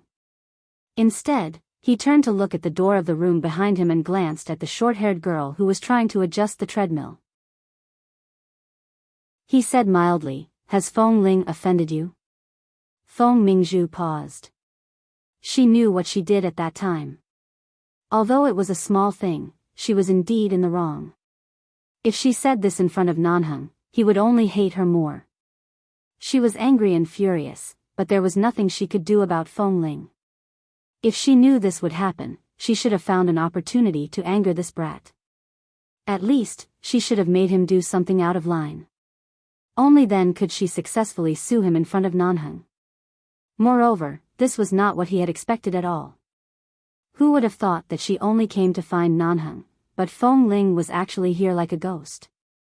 Could it be that Feng Ling complained first? This brat didn't seem like a talkative person. Could it be that deep down, he was also a calculative person? The more Feng Mingzhu thought about it, the more uncomfortable she felt. She bit her lips harder. Feng Ling could not understand this kind of intelligent treadmill. She walked out and said, "Boss, it's getting late. I'll get up early tomorrow to train. You and Miss Fong can chat slowly. I'll return to my room first." "Stop right there." Fong Mingzhu glared at her. "Did you accuse him first? What did you add to the story to Nanhang's story?" Fong Ling originally did not want to pay attention to her. When she suddenly heard this, she did not stop and walked straight in. Fong Ling, Li Nanheng glanced at Fong Mingzhu's exasperated expression and asked mildly, "Did you have a grudge with Miss Fong?" "No." Fong Ling did not stop until she heard Boss Li's words. She said disapprovingly, "We only met once or twice. As for what Miss Fong said I said to you, boss, you know very well in your heart. I don't think I even mentioned Miss Feng's name." Li Nanheng turned to look at Fong Mingzhu. "She really didn't mention you." Fong Mingzhu could tell from Li Nanheng and Fong Ling's conversation and expressions that Fong Ling really didn't mention it. Wasn't she shooting herself in the foot? She secretly bit her lip. "By the way, when Miss Fong went to buy misai last time, I don't remember what happened." Fong Ling, who was originally not involved in the situation, was forcibly dragged in like this. She simply did not avoid it and said directly, "I only remember that Miss Fong said that she was boss's fiancée and asked me to bring her into the base to find you. I refused her because of the base's rules. After that, Miss Fong didn't seem very happy. Maybe because of this, I offended her." Fong Ling did not mention that Fong Mingzhu wanted to buy misai first. She only mentioned such a thing related to the so-called fiancé, but it happened to hit the most vulnerable point in Fong Mingzhu's heart. Fong Mingzhu opened her mouth and wanted to explain, but Li Nanheng's cold, and warning gaze had already turned to her. "Fiancé? Nanheng, I just said it," Li Nanheng smiled. However, when this man smiled, he was like a demon. He looked calm and elegant from beginning to end, but his smile could make one's goosebumps rise all over one's body. Fong Mingzhu still wanted to explain, but at this time, Fong Ling had already entered the bedroom. She had no intention of paying attention to her at all. "In the future, don't come near my place again. Don't appear in my sight. Miss Fong, people should know how to respect themselves." Li Nanheng's eyes were deep. "Do you need me to send you out?" Fong Mingzhu was angry. However, before she could finish her words, she was frozen by the man's cold gaze. Fong Mingzhu bit her lip with reddened eyes and turned to leave. Suddenly, she heard the man say in an especially disgusted voice, "Take your things away." She paused and looked at him in confusion. She turned back, only to see that the man was coldly glancing at the lipstick she had thrown under the carpet. Chapter 942. Fong Mingzhu's back stiffened. After a long time, she bent down to pick up the lipstick. She couldn't stay any longer and quickly left. Li Nanheng didn't have time to talk to this woman anymore. He turned to look at the bedroom door that Fong Ling had closed. Fong Ling was about to go to bed. She wanted to watch the movie that Kay recommended to her, but before she lay down, the bedroom door was suddenly pushed open with a bang. She turned her eyes and saw that it was Li Nanheng. "Boss? Do you mind the words my fiancé?" The man stared at her face. Fong Ling's expression faltered. "Why do you ask? What do you think?" Li Nanheng saw that she had already sat on the bed and didn't walk over. He leaned against the door and looked straight at her. "I asked you to talk about the conflict between you and her. You skipped all the content and directly talked about the matter that she said she was my fiancé. You grasped this point of entry, which shows that you remember this matter and mind it very much." Fong Ling didn't know how to talk and reason, so she just said whatever she thought of. Did this mean that she minded it very much? Seeing that the man seemed to be in a good mood, Fong Ling secretly cursed him for being crazy, lifted the quilt, and got into it. Then she said, "It's not a big deal. Miss Fong insisted on telling me the reason, so I just said a few words as she wished. I don't have a deep impression of things that I don't care about, so I don't take it seriously at all.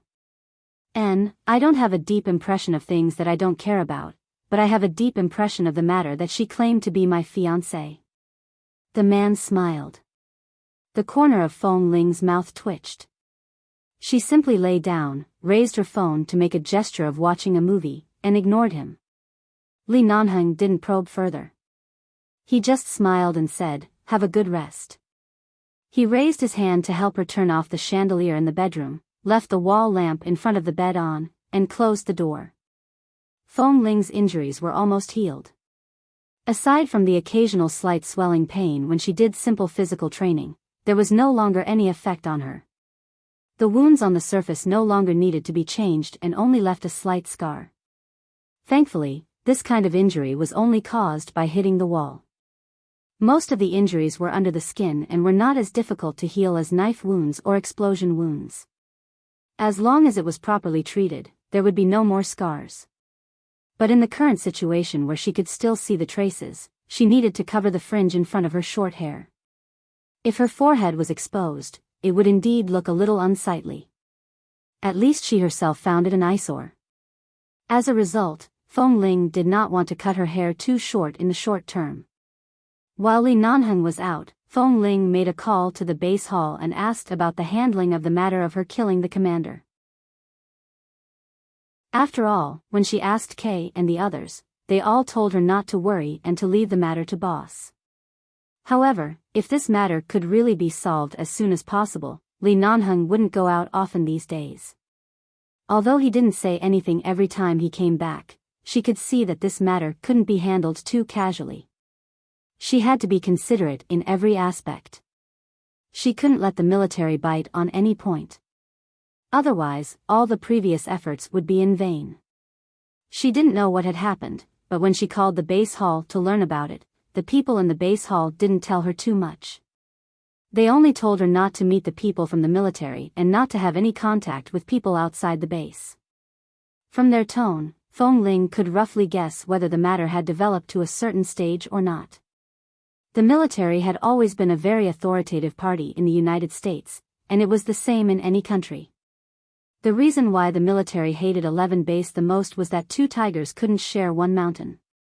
No matter what, when the commander of the military area was killed, it was impossible for them to deal with it easily, no matter from the perspective of public opinion or public opinion. In addition, the military and 11 Base had always been secretly displeased with each other. This matter could be regarded as the military getting hold of 11 Base's weakness, and they were probably trying to find ways to complain. If it weren't for the fact that she was a member of 11 Base and Li Nanheng didn't show up, she would probably have to die to atone for her crime. She glanced at the recent news about the U.S. military. The news of the commander's death had been suppressed and had never been reported, which meant that so far, only they knew about this matter, and the outside world had no way to know it. Looking at the clean pages of the news, Fong Ling briefly told the people in the base hall about her plan, but the people in the base hall told her to continue living outside and not to take any action for the time being. She should listen to Boss Li's instructions and not be impulsive. After hanging up the phone, Fong Ling's tense body slightly relaxed. In fact, she had long been mentally prepared that 11 Base would give up on her. It was not that her current situation was difficult to save, but that the military would definitely join forces with some people to pressure 11 Base, or threaten or lure them.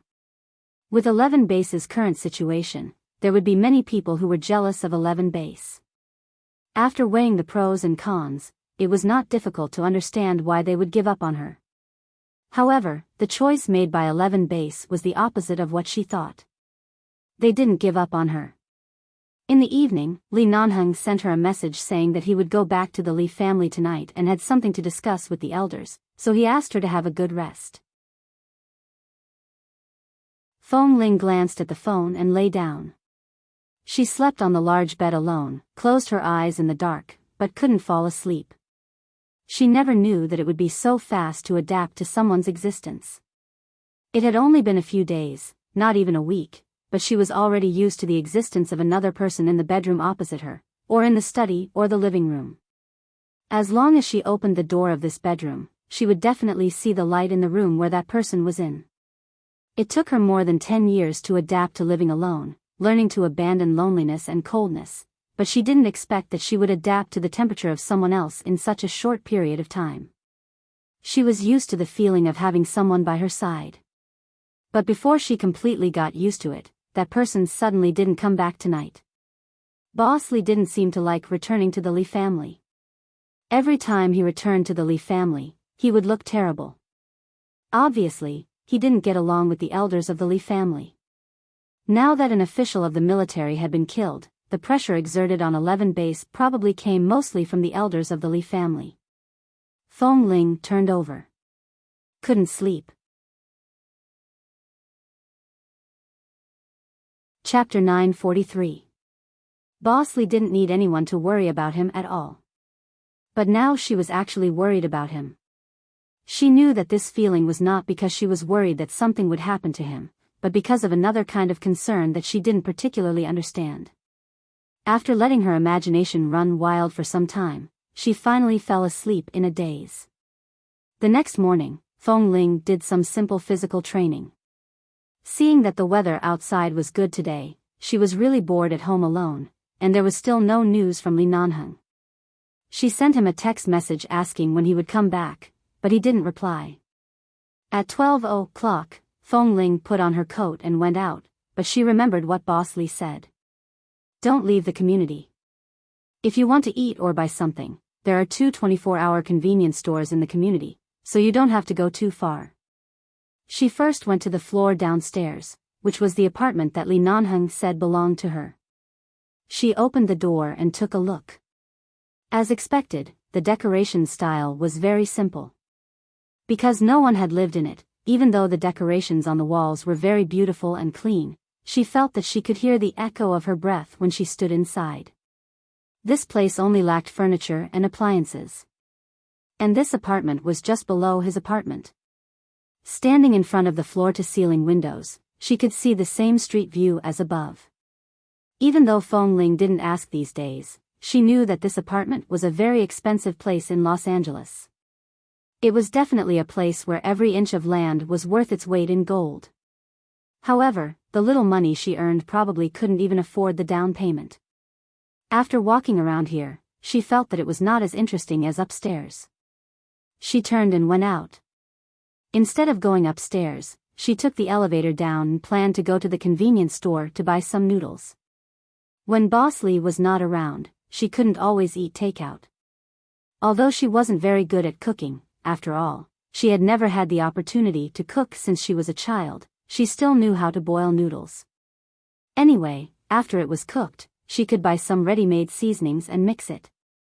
Fong Ling walked out of the apartment. As soon as she stepped out of the door, she saw 2 people coming in. Seeing the 2 people coming toward her, Fong Ling's expression instantly changed from calm to indifference. Although there was no change on the surface, her eyes were much colder.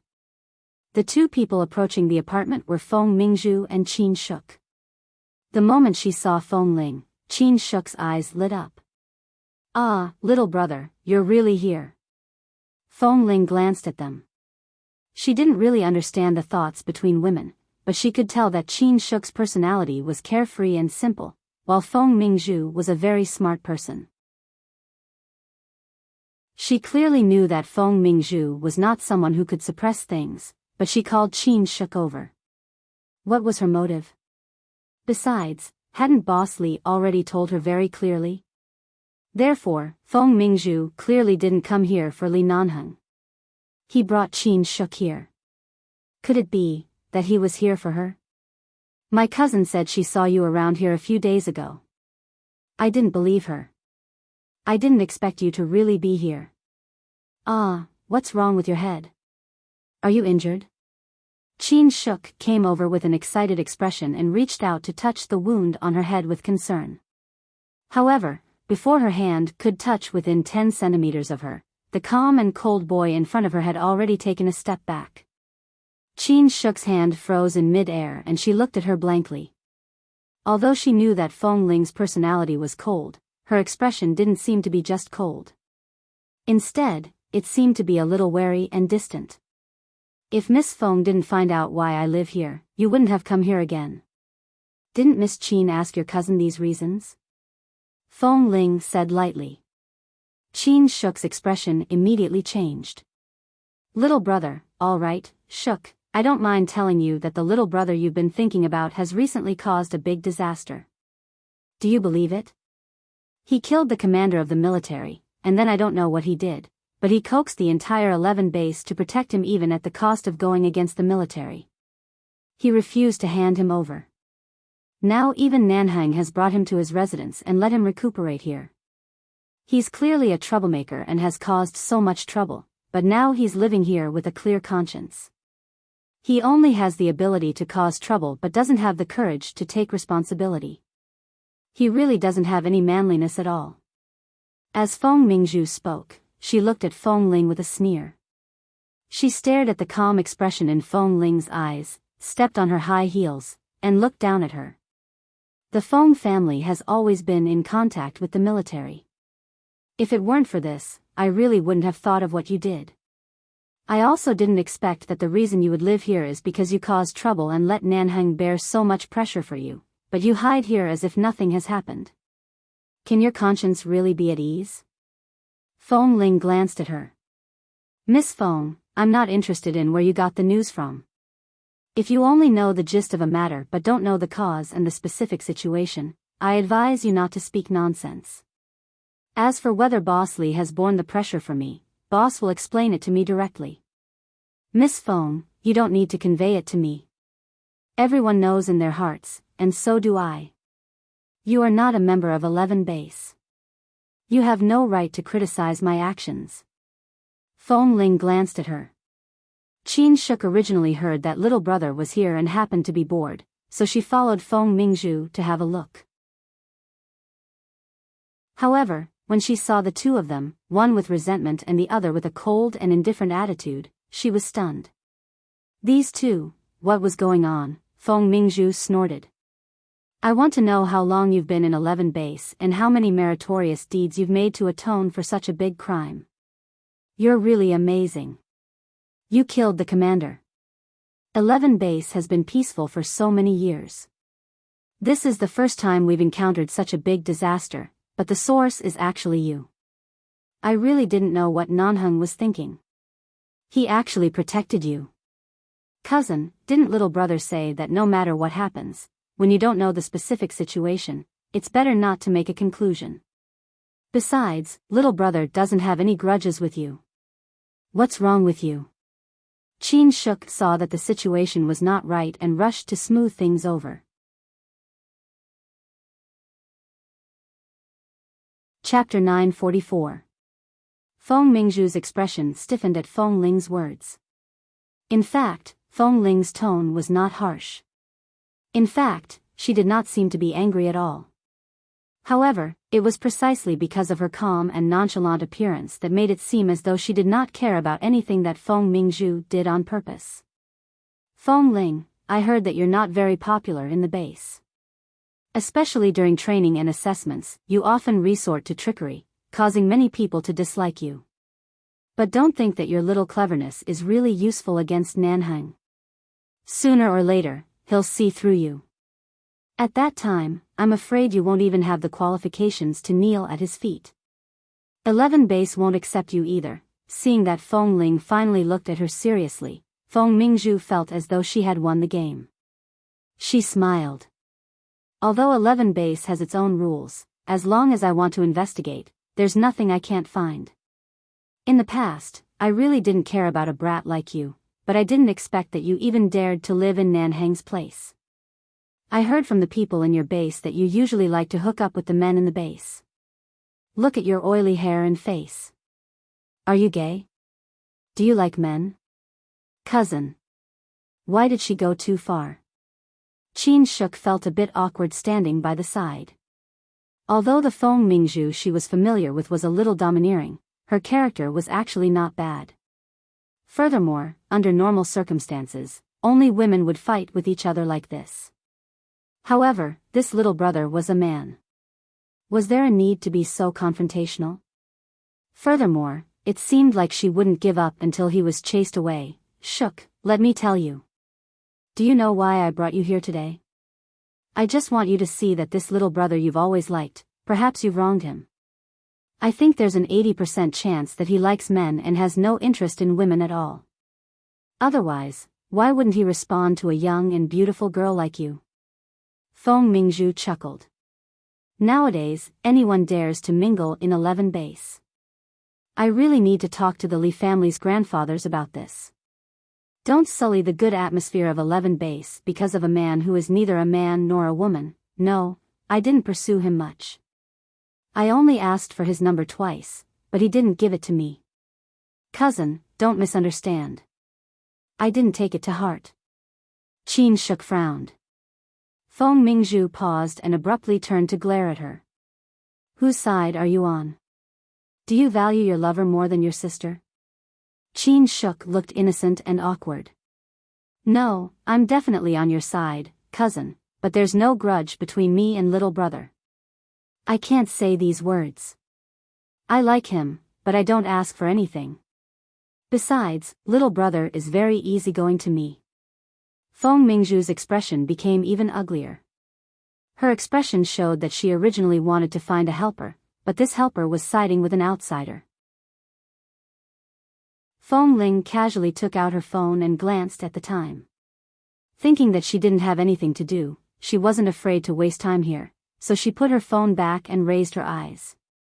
She silently and mildly looked at the woman who came to find trouble. In fact, she also found it strange. Why did Feng Mingzhu like to find trouble with her? Although they all had the surname Feng, they were clearly not a family. Could it be that they were born to offend each other? Feng Ling's attitude was indifferent. Feng Mingzhu coldly said, the Li family's grandfathers already know about your matter. Even if Nanheng wants to protect you, I'm afraid the grandfathers won't agree. Just wait for the base to chase you out. Even if the crime of killing the commander will not be blamed on you, you've messed up the atmosphere of the base. The grandfathers will not allow you to continue staying. Feng Ling's face was expressionless and indifferent. There was basically no obvious change. However, when she put her phone into her pocket, her fingers hidden in her pocket clenched slightly and gradually tightened. In the end, even her knuckles turned white.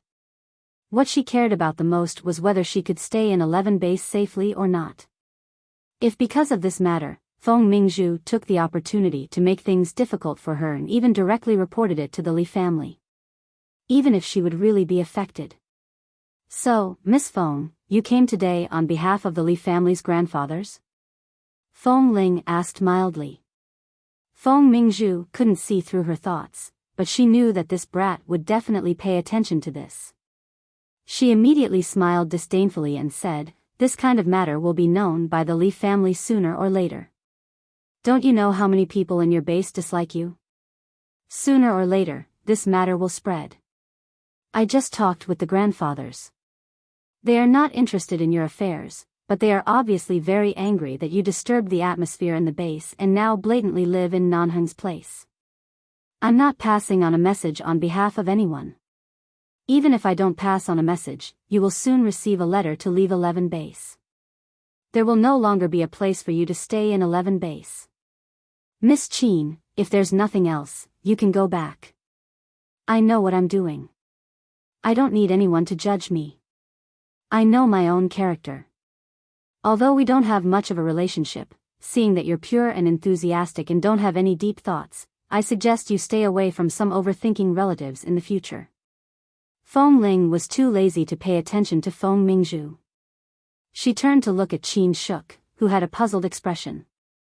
Qin Shuk nodded and wanted to say something, but Feng Mingzhu couldn't stand Feng Ling's indifference. But thinking that he would probably not even be able to smile after being kicked out of the base, she didn't want to argue with him. Feng Mingzhu raised her chin and said, this matter of 11 base must have all the connections of the Li family, the Feng family, and the United He Nation to come forward. After all, you are the superior of the military area. I think you might as well go out and surrender yourself. Don't make it so difficult for them to protect you. Anyway, you will be kicked out soon. Before you leave, you should do something good so that they won't worry about you. What do you think? Feng Ling said nothing and expressionlessly turned to go to the convenience store not far away. Qin Shuk hurriedly made way for the door of the apartment. Seeing this, Feng Mingzhu was a little anxious and directly sneered. Feng Ling, do you want to see Nanheng being heavily oppressed by the Li family because of you? Do you know how despicable the elders of the Li family are? His unrestrained character is now even more restrained because of you. He even agreed to all kinds of harsh conditions put forward by the elders without hesitation. You are really a troublemaker.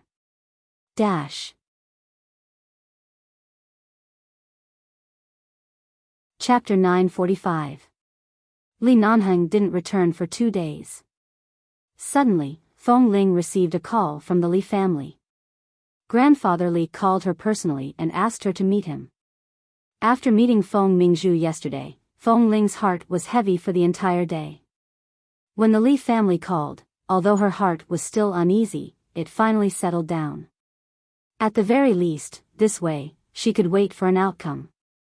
She wouldn't have to stay here without knowing anything. In the car, Feng Ling sat in the back seat and let the driver drive. She stared out of the window in a daze. The driver asked her for the specific route, but she didn't know. She only told him the specific location that old Master Li had told her. The driver took a long time to find it. Fortunately, she came out early and was not late. After arriving at the agreed place with Grandfather Li, Feng Ling learned that not only the Li family was here, but also several military leaders, people from the United Nations, military reporters, and other people who could play a role in this matter.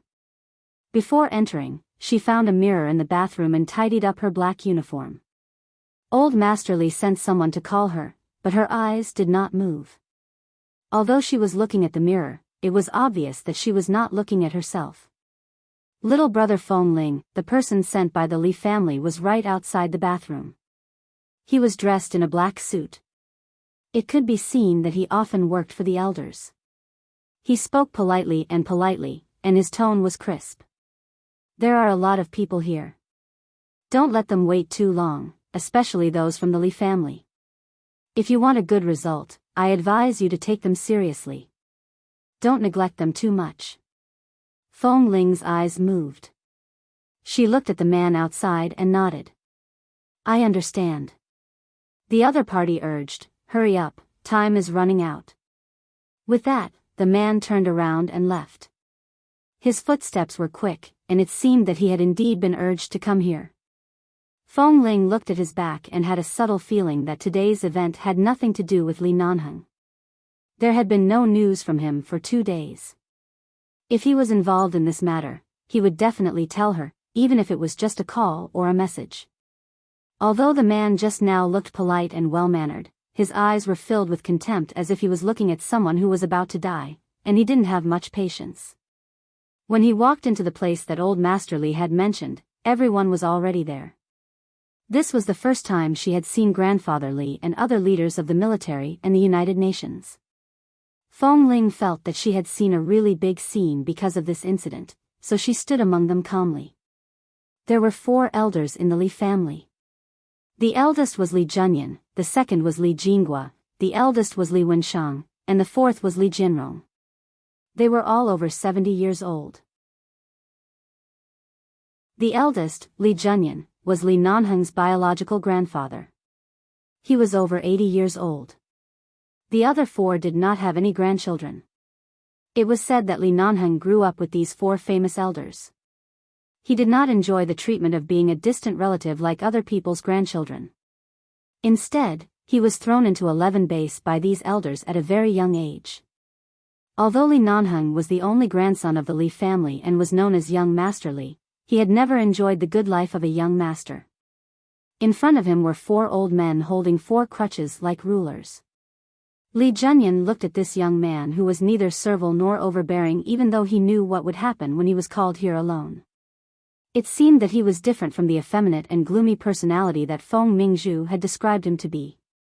The other elders also narrowed their eyes, sizing up the young man named Feng Ling.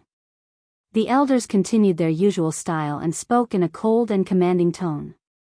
They asked some irrelevant questions, such as when Feng Ling entered the base, how was her sniper training, and finally, when they talked about her skills and speed, Li Junyan cut to the chase. Feng Ling, although we haven't had the chance to go to the base to see you in person, we've heard some of your deeds in the past few years. You've performed very well in all the examinations among the newcomers. I didn't expect you to be so skinny, but you can actually pick up a sniper rifle effortlessly. It can be seen that you're a talent born for the base, but no matter how outstanding you are and how loyal you are to the base, you still affected the peace between the entire 11 base and the United States by killing the military commander. This is not a small matter. You've been hiding for so many days. Haven't you thought about how to give the military an explanation? Even at this moment, Feng Ling was still in a daze and had not completely entered the state of mind. She knew very well that since Feng Mingzhu dared to contact Grandfather Li and say those words, it meant that Li Nanheng was really tied down by something. Perhaps the reason was her. Even if the fat commander was in the wrong, killing the military commander was not a simple reason that could be used as an excuse. Even if the military couldn't do anything to 11 base because of the Li family and Li Nanheng's attitude, in order to save some face, they had to find a reason to appease their anger. At least, they had to find a way out. And the most appropriate way out was for her to apologize with her death. This way, both sides would return to peace. If she continued to hide, this matter would only cause more and more trouble for Li Nanheng. Although he didn't say it, she wouldn't allow herself to implicate him. Even if she implicated others, she wouldn't do this. On this matter, she had always thought that her side was in the right, but she had neglected how large the power of 11 base and the military was. It was not easy to make them smaller. After all, Boss Li was really good to her. She couldn't keep harming him because of her. Feng Ling clenched her fists by her sides. She raised her head and was about to speak when she abruptly saw that on the other side of the marble stairs, next to several expensive potted plants, stood a cold and tall man. Li Nanheng had one hand in the trouser pocket of his trousers, and his tall and straight body leaned slightly against the white European-style railing beside the marble stairs. His handsome face was hidden in the darkness, looking gloomy. He was looking at her as if he had been looking at her since she walked in here, and his dark eyes carried a carefree and fearless aura. Seeing that Li Nanheng was here, Feng Ling swallowed the words that were on the tip of her tongue to say that she would take all the blame. The current scene was different from what she expected. She thought that Boss Li was locked up by the elders or something, but looking at his expression, it seemed that the current situation was only passive on the surface. In fact, it was under his control.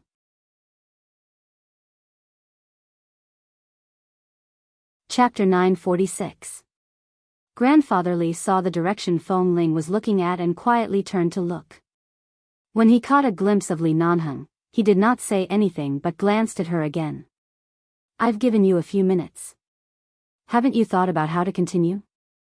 Or are you going to keep silent like this? You don't even dare to admit what you've done? Li Nanheng's eyes were immersed, and he had no intention of making eye contact with her. Feng Ling suddenly recalled Feng Mingzhu's words. Therefore, he didn't go back or contact her for the past few days. Perhaps it was because the Li family's grandfather suspected something. He didn't want her to be more suspected and hurt, so he temporarily avoided her and didn't contact her.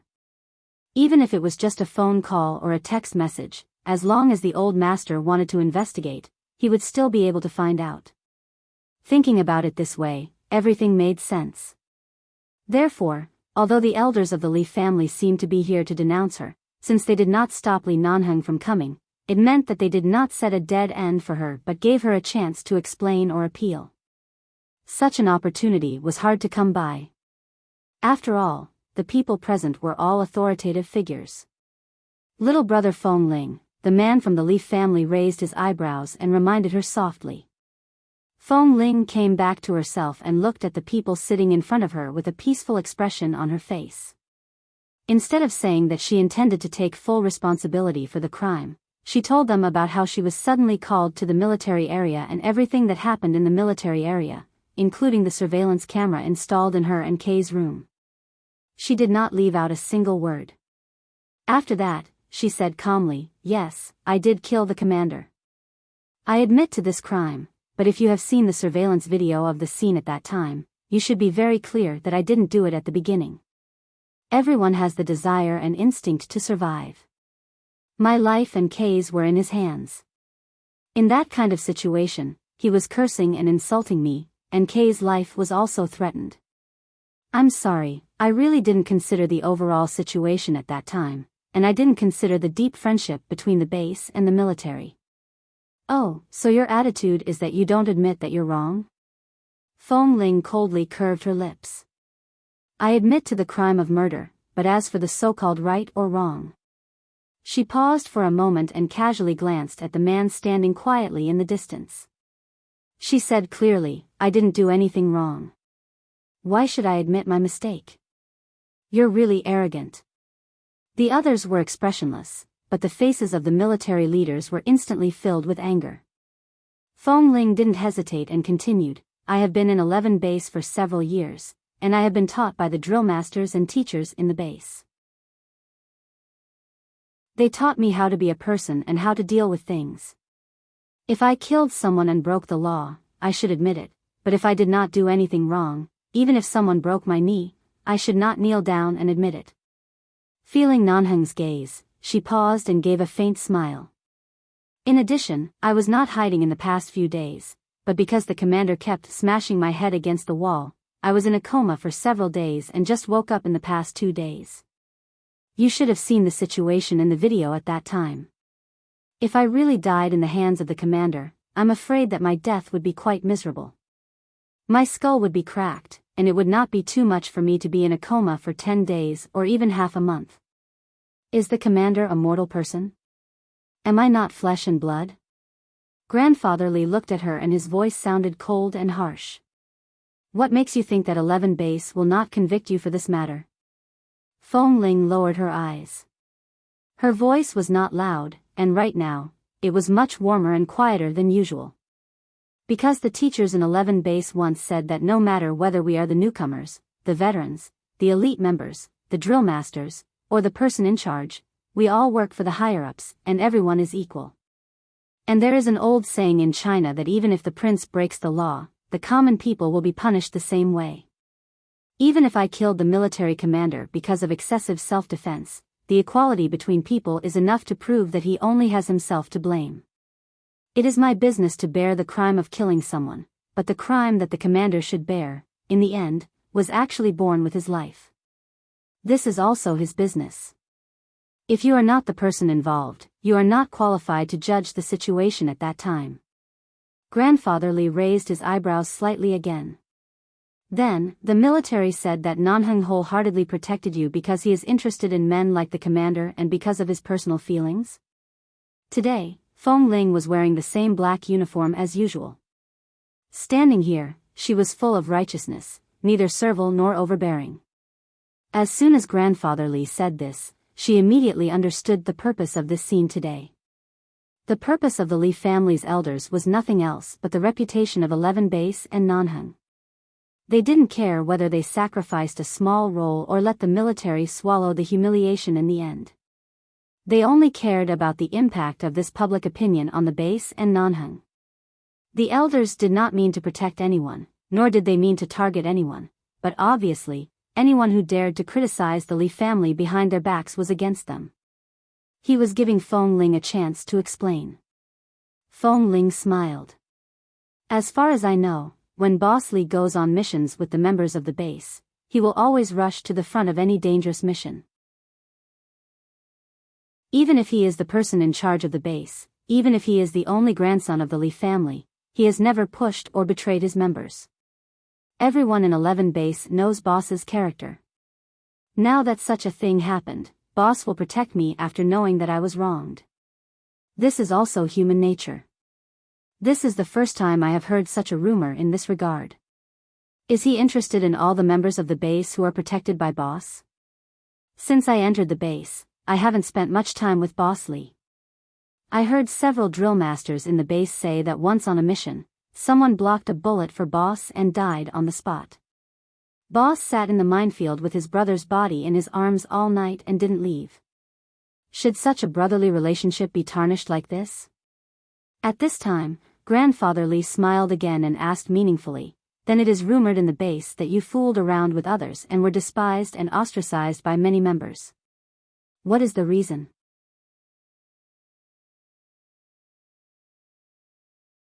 Chapter 947.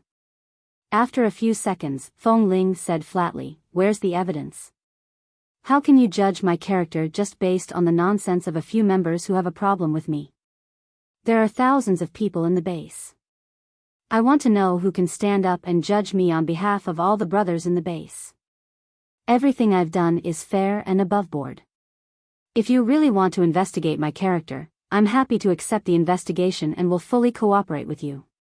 As for how some members in the training camp criticize me, I don't care." She said this casually, but everyone present could hear the meaning behind her words. The base was full of men, and there weren't so many messy things. Those who were not involved in the incident would not get involved, and those who cared about her would only care about her silently. They would not run out to gossip when the military went in to investigate. Those who deliberately came out to represent all the members of the base were the ones who had ulterior motives. They might have been planning to take her away for a long time. Most of the time, the real problem was not the person that others were talking about, but the person who was spreading the rumors. Feng Ling's words were translated to mean that a person who was right and wrong would definitely do something wrong, but she was definitely not a person who was right and wrong. If he wanted to find out the truth, he had to start from the source of these rumors, not from her. Feng Ling's gaze was magnanimous enough. Standing in front of such a group of people, he remained indifferent and neither servile nor overbearing. It could be seen how steady and down-to-earth this Feng Ling was. Although he looked a little petite, he was fair and clean and was very likable. He was not the type of person who was oily and mischievous. Of course, the premise was that Feng Ling didn't lie. This Feng Ling had good facial features and was quiet. Even those who were not interested in men would instinctively want to help her when she was wronged, let alone the people in the base who had a deep friendship with her.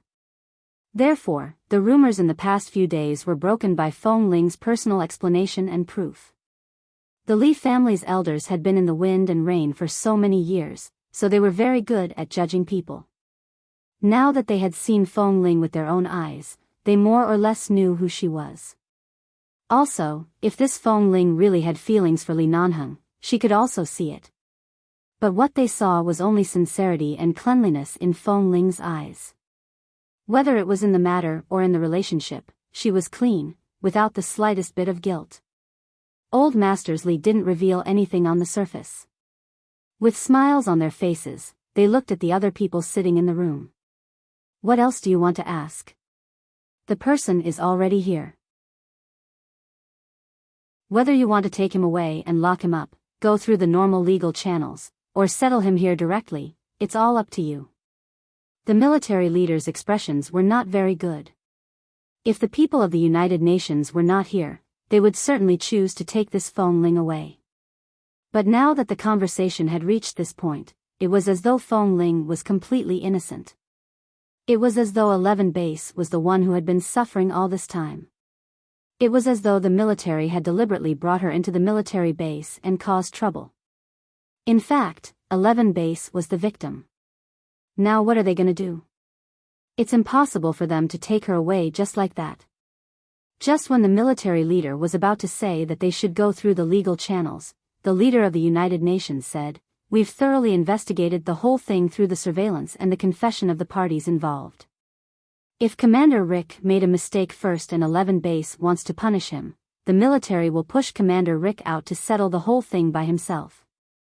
Now there are two parties involved, one is injured, and the other is dead. In fact, no party has wronged the other party. The one who did the wrong first has already paid the price, so there's no need to continue to seek revenge. As for Brother Feng Ling, he is one of the most worthy snipers of 11 Base. It's not his fault, but he must be punished for the crime of murder. If we don't go through the legal process, we'll choose another way to let him be punished." The military leader's eyes suddenly changed and they clenched their hands on their knees. Don't pursue revenge. The purpose of the Li family's elders calling them here today was for this result, not to really give the military an explanation. But Li Nanheng's eyes were wide open. Sure enough, these 4 old men were all wily old foxes. They were very clear about who was close to them. Even if they were not familiar with Feng Ling, as long as she was a member of 11 Base, they would never put down their pride. And the military didn't get any benefits from either Li Nanheng or the elders of the Li family on this matter. Feng Ling's brain went blank for a few seconds. Just like that? She didn't come to die. This was a scene specially arranged by the Li family for her to defend herself. She subconsciously raised her head and looked in the direction of Li Nanheng. He was still standing there and looking at her indifferently. His eyes seemed to fall on her, but it also seemed that he wasn't looking at her, but when he looked away, she inexplicably felt that he was looking at her. The man's slender and well-defined fingers carelessly played with the silver lighter in his hand. He was so calm that it made one feel at ease, but at the same time, there was a hidden arrogance and indifference. Feng Ling's heart, which had been on tenterhooks ever since Feng Mingzhu said those words to her, finally relaxed. She looked in his direction indifferently and then withdrew her gaze, waiting for their punishment. Although she felt that she was out of danger, Feng Ling couldn't figure out the true intentions of the elders of the Li family, so she remained silent and didn't say anything else. Feng Ling didn't like to defend herself too much. What Knife had said earlier was merely what she had seen and experienced. She wouldn't say anything more than that. And when she thought of the man who had been standing there quietly, she couldn't panic. There is another person involved in this matter, and that is Danny Ken. Now that Commander Rick is dead, Danny Ken is also involved in this matter. Why don't we let him come over and have a chat? Grandfather Li suddenly changed the topic. The few people present didn't expect these elders to play Tai Chi with them like this. In the end, not only did they not do anything to Feng Ling, but now they actually took the opportunity to start making things difficult for the military.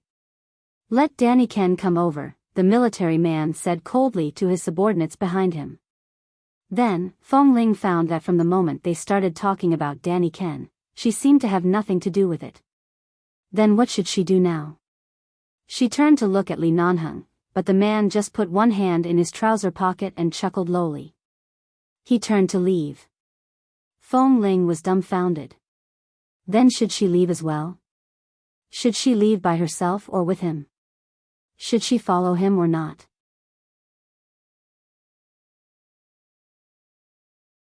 Chapter 948. Seeing that Grandfather Li's attention was all on the people from the military, it seemed that her arrival today was just a formality.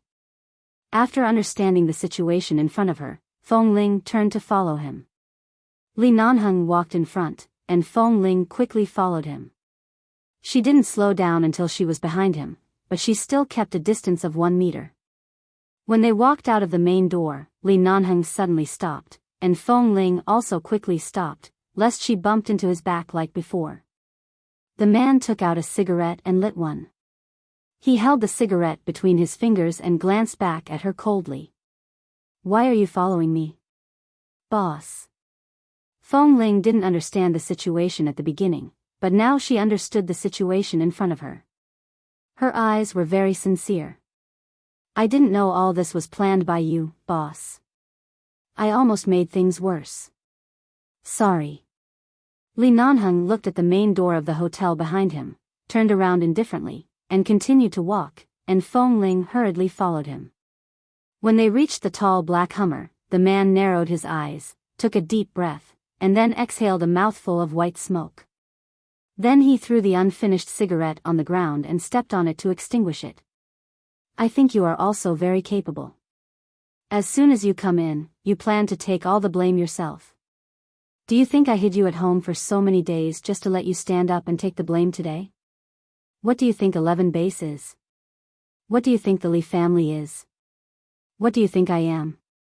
"No, boss, I just thought, you thought I was controlled by those elders? You wanted to save me in such a stupid way?" Feng Ling knew she was in the wrong. Just now, she was really impulsive because of what Feng Mingzhu said. She almost thought that he had to bear the blame because of her, so she just wanted to bear all the blame herself and didn't want to implicate him. Fortunately, she didn't say anything wrong. Feng Ling was silent for a moment and then said softly, "Sorry." Seeing her look as if she knew she was wrong, Li Nanheng didn't say anything more, nor did he want her to go back with him. He just turned his head to look at the door not far away, and after a moment, he said, "In the past 2 days when I was not at home, did you see anyone?" "No." "No? Why are you suddenly so negative? Did you forget what I said?" Feng Ling met his gaze, pursed her lips, and did not speak. She didn't want to talk about Feng Mingzhu, but although she was calm at the time and didn't seem to change, she was still affected by Feng Mingzhu's words. Therefore, it turned out that Li Nanheng was right. As long as it wasn't him who said it, she didn't want to believe it. For example, today, she was almost brainwashed by Feng Mingzhu and almost made a big mistake. "I didn't expect the elders of the Li family to help me. At first, I thought they wanted me to come out and settle this matter." You really don't know anything about the outside world since you were young. You don't even know what's going on with the Li family. Li Nanheng looked at her coldly. It's not that easy to step on the Li family. Even if the elders aren't familiar with you, 11 base is their blood, sweat, and tears when they were young.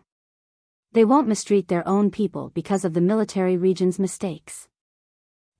I only realized it later. At first, I didn't really understand.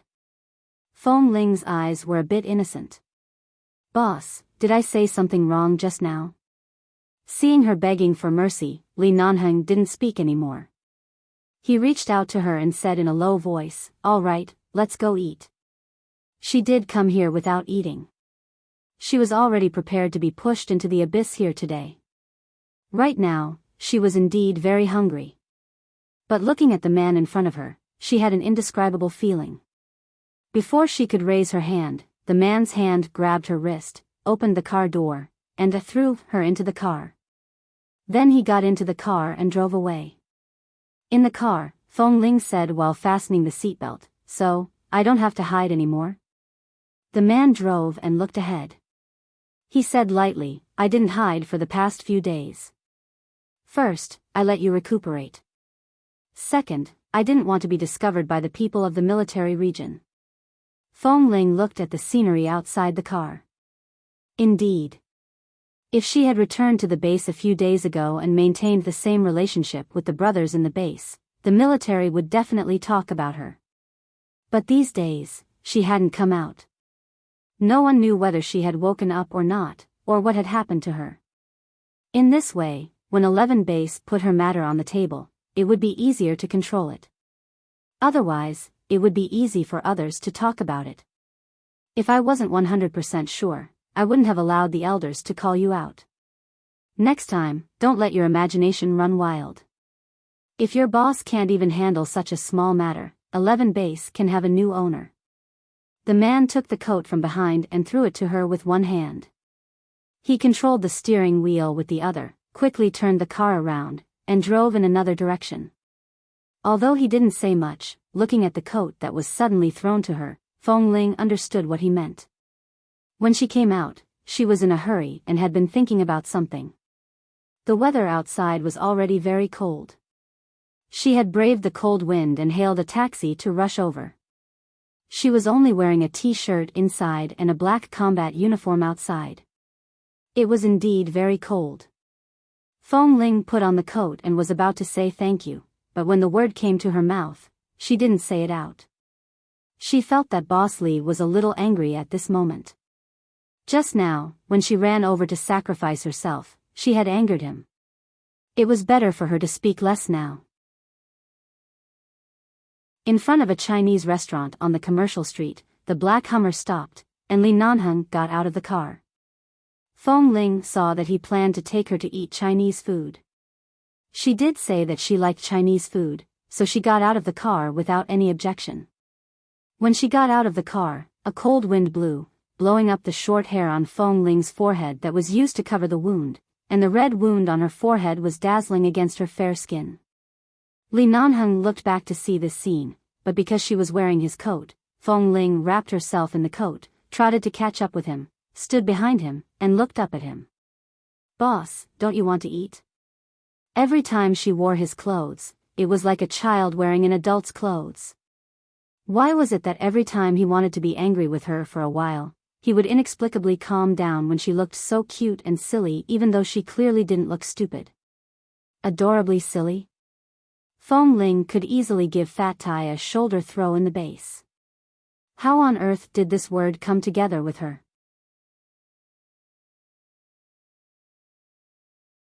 Chapter 949. After entering the restaurant, Li Nanheng asked Fong Ling to order by herself and told her to order for 3 people. 3 people? Would there be others coming? Fong Ling didn't understand, but seeing that Boss Li seemed to be busy with something, she didn't ask much.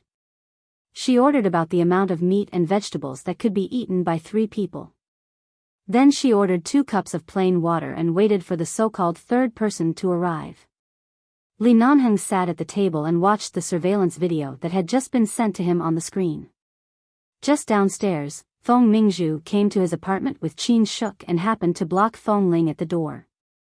She couldn't hear anything in the video and could only see Fong Mingzhu saying a lot to Fong Ling with an aggressive expression, but Fong Ling didn't say anything. After watching the surveillance video, Li Nanheng threw the phone on the table expressionlessly and looked up at Fong Ling, who was holding a glass and drinking water. "Fong Mingzhu went to see you again?" Fong Ling paused. She didn't intend to say this. How did he know? She moved the glass away and answered honestly, "N.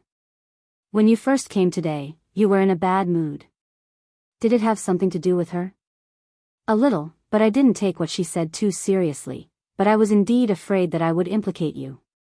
Li Nanheng's eyes turned colder. "In the future, stay away from her. She's a spoiled and lawless young lady. I even avoid her like a plague. You've met her many times."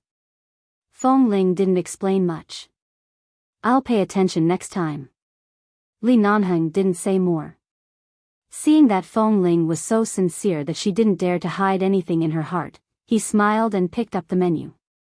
"What did you order?" Fong Ling pointed to the dishes on the menu. Just as the two of them were talking, the door of the restaurant opened again, and a tall and handsome man walked in. Because the weather had turned cold recently, and it was snowing lightly, the man wore a white shirt inside and a long iron gray windbreaker outside.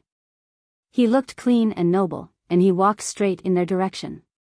"Why do we have to meet at such a place?" Qin Sighting's gaze paused on Fong Ling for a second and then he glanced at Li Nanheng who had just closed the menu and put it aside. "Sit." Li Nanheng gestured to another chair with his chin. Qin Sighting pulled out a chair and sat down. Seeing Fong Ling sitting quietly by the side, he smiled at her. "Hello, I'm Qin Sighting." Fong Ling nodded at him. She forgot where she heard the name Qin Sighting. Anyway, she must have heard of him. He seemed to be a very young doctor with high attainments in the medical field. He had a good relationship with Boss Li. She didn't know much about him. "Your expression is so strange as if we've met for the first time." Qin Sighting didn't let the atmosphere turn awkward. "In fact, I've seen you before today. When you were unconscious, I treated your wound. Nanheng and I are friends. We're all on the same side. Don't be too restrained." Fong Ling didn't know how to communicate with others. She nodded and said, "Thank you, Dr. Qin." She didn't expect that such a little girl dressed as a boy would be so gentle and quiet. She thought she was a tomboy, but it seemed that she was wrong. Qin Sighting didn't say more and just glanced at Li Nanheng. "It's all settled? It's not a big problem. Grandpa Li has come forward. Do you think there can be any problem?" Li Nanheng handed the menu to him. "What do you want to drink?" "No, I'm flying back to High City tonight. I have to leave in a while." Qin Sighting glanced at the time and then at Fong Ling. "Have you been to the hospital recently?" "I didn't bring those portable medical equipment when I went to treat you. I'm not sure if your concussion is serious." "Not yet. I'll check it tomorrow." "Okay, have you had a bad headache recently?" "Fortunately, it's much better." As long as it's not a particularly big exercise, I basically don't feel any pain when my head is shaken. That's not a big problem. Judging from the force of the impact, a concussion is inevitable, but it should be only a slight one. You'll be fine after a period of rest. Fong Ling nodded again and didn't speak again. Why did you go back in such a hurry? Li Nanheng asked.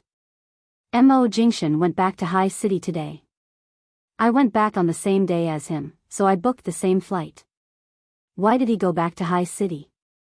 Mo Shaozi is willing to let him go. Isn't SHE Group still waiting for him to take over? Li Nanheng frowned. Speaking of which, I haven't contacted him for some time. He didn't say much, but as far as I know, he seems to have found the girl who saved him by the Los Angeles River. She is in High City. It happens that the relationship between him and Mo Shaozi has reached a freezing point recently. If he wants to leave, who can stop him? Li Nanheng sneered. Isn't the girl who saved him Su Zhilan? Qin Siding leaned against the back of the chair leisurely, stretching his long legs forward casually, and said indifferently, even you and I know that the Su family's daughter is not the real owner. How could Mo Jingshan not know that? Mo Shaozi's plan is useless in front of his son. I'm afraid that the person who can scheme against Mo Jingshan is not born yet. Speaking of which, he was injured in the explosion of the plane cabin on the Los Angeles River. 11 Base is also responsible for it. I'm indebted to the girl who saved him. If I really find her, ask her to tell me if I need anything from her. Now I don't know who she is. You know his temper. He always knows what he is doing and is too lazy to tell others. I don't even know what he plans to do when he returns to High City. He doesn't want the inheritance of SHE Group. Who knows what he will do when he returns to the Mo family in High City. Li Nanheng sneered and lit a cigarette. What's the point of inheriting the family business? It's all a group of ambitious managers. Based on Mo Jingshan's usual style, if he wants to set up a company, he will definitely be the next dark horse to appear in High City's business world. As long as he is given enough time, I'm afraid that in the future, no he company can compare to the company he sets up. One is a boring business struggle, and the other is a sudden financial challenge.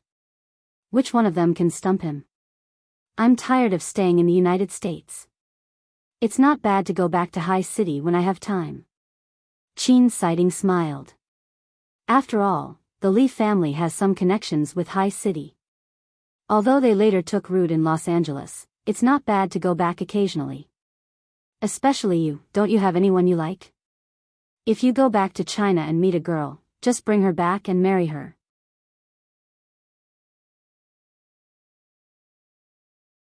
Chapter 950.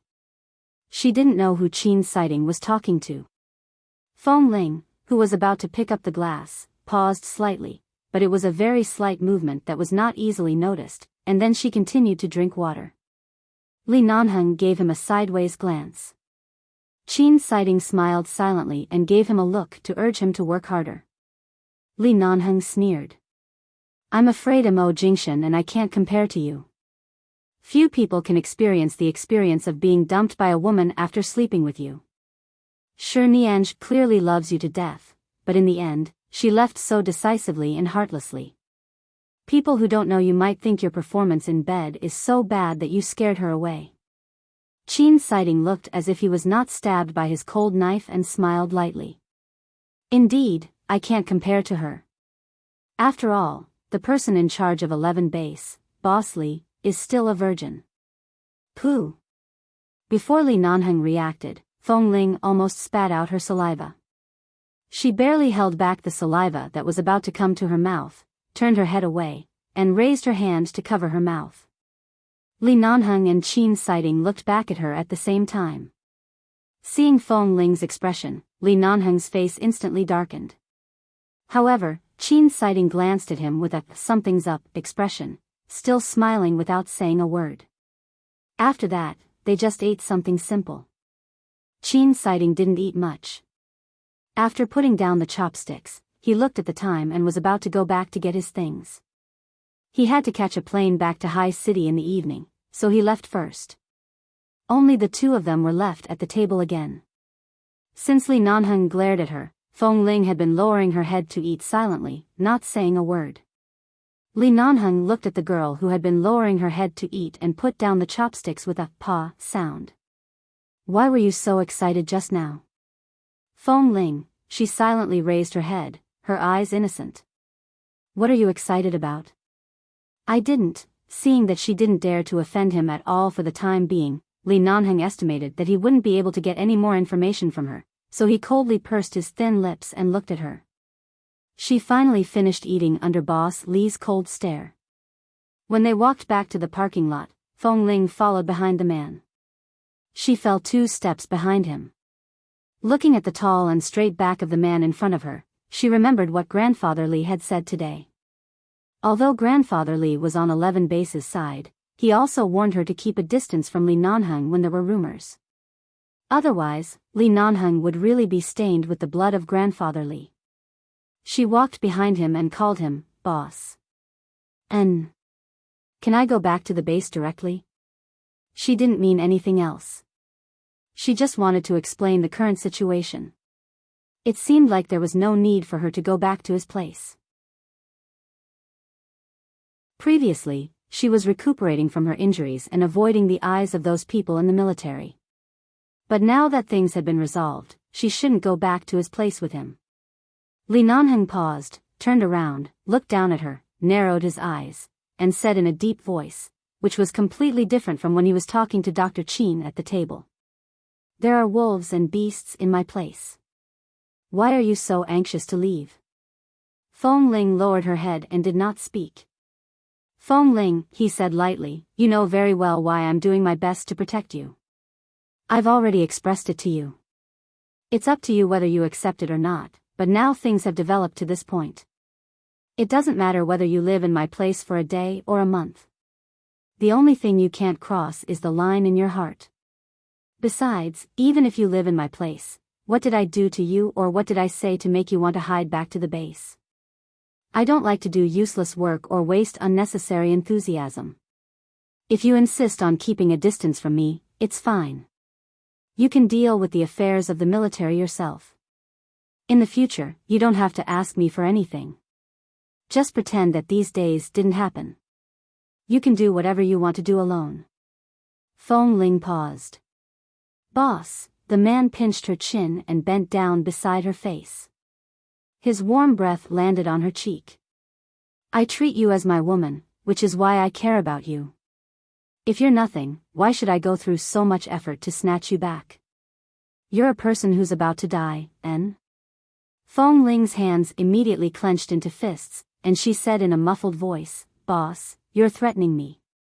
You think I have no one to rely on since I was a child? I really can't bear to leave 11 Base, can I?" The man raised his hand and gently patted her face, smiling. "En, if you're not convinced, you can find someone stronger than me to rely on."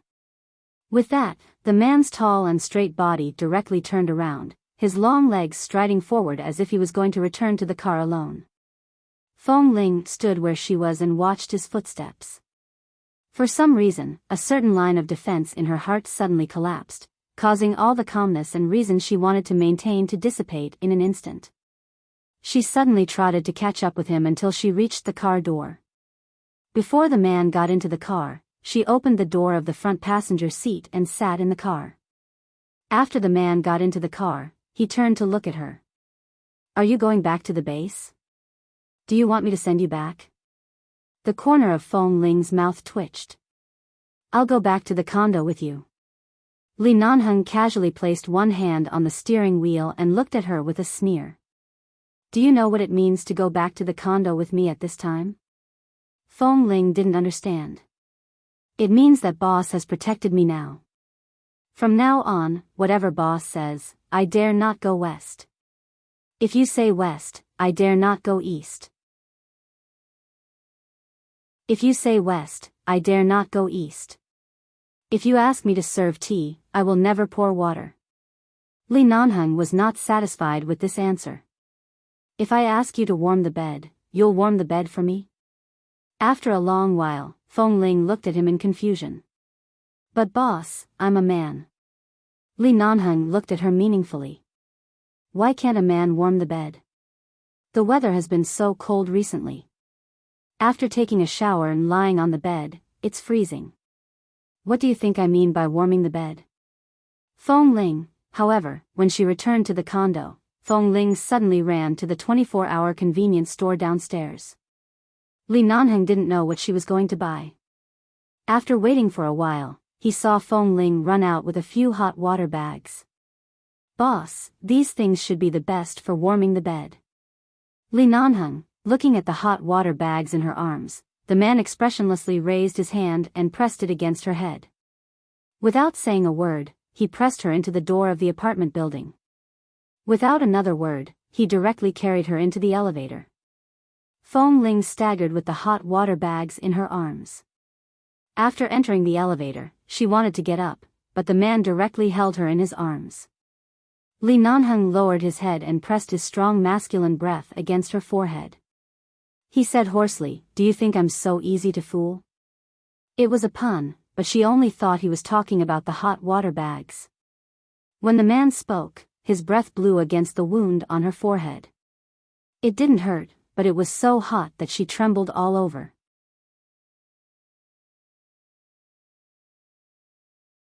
Chapter 951.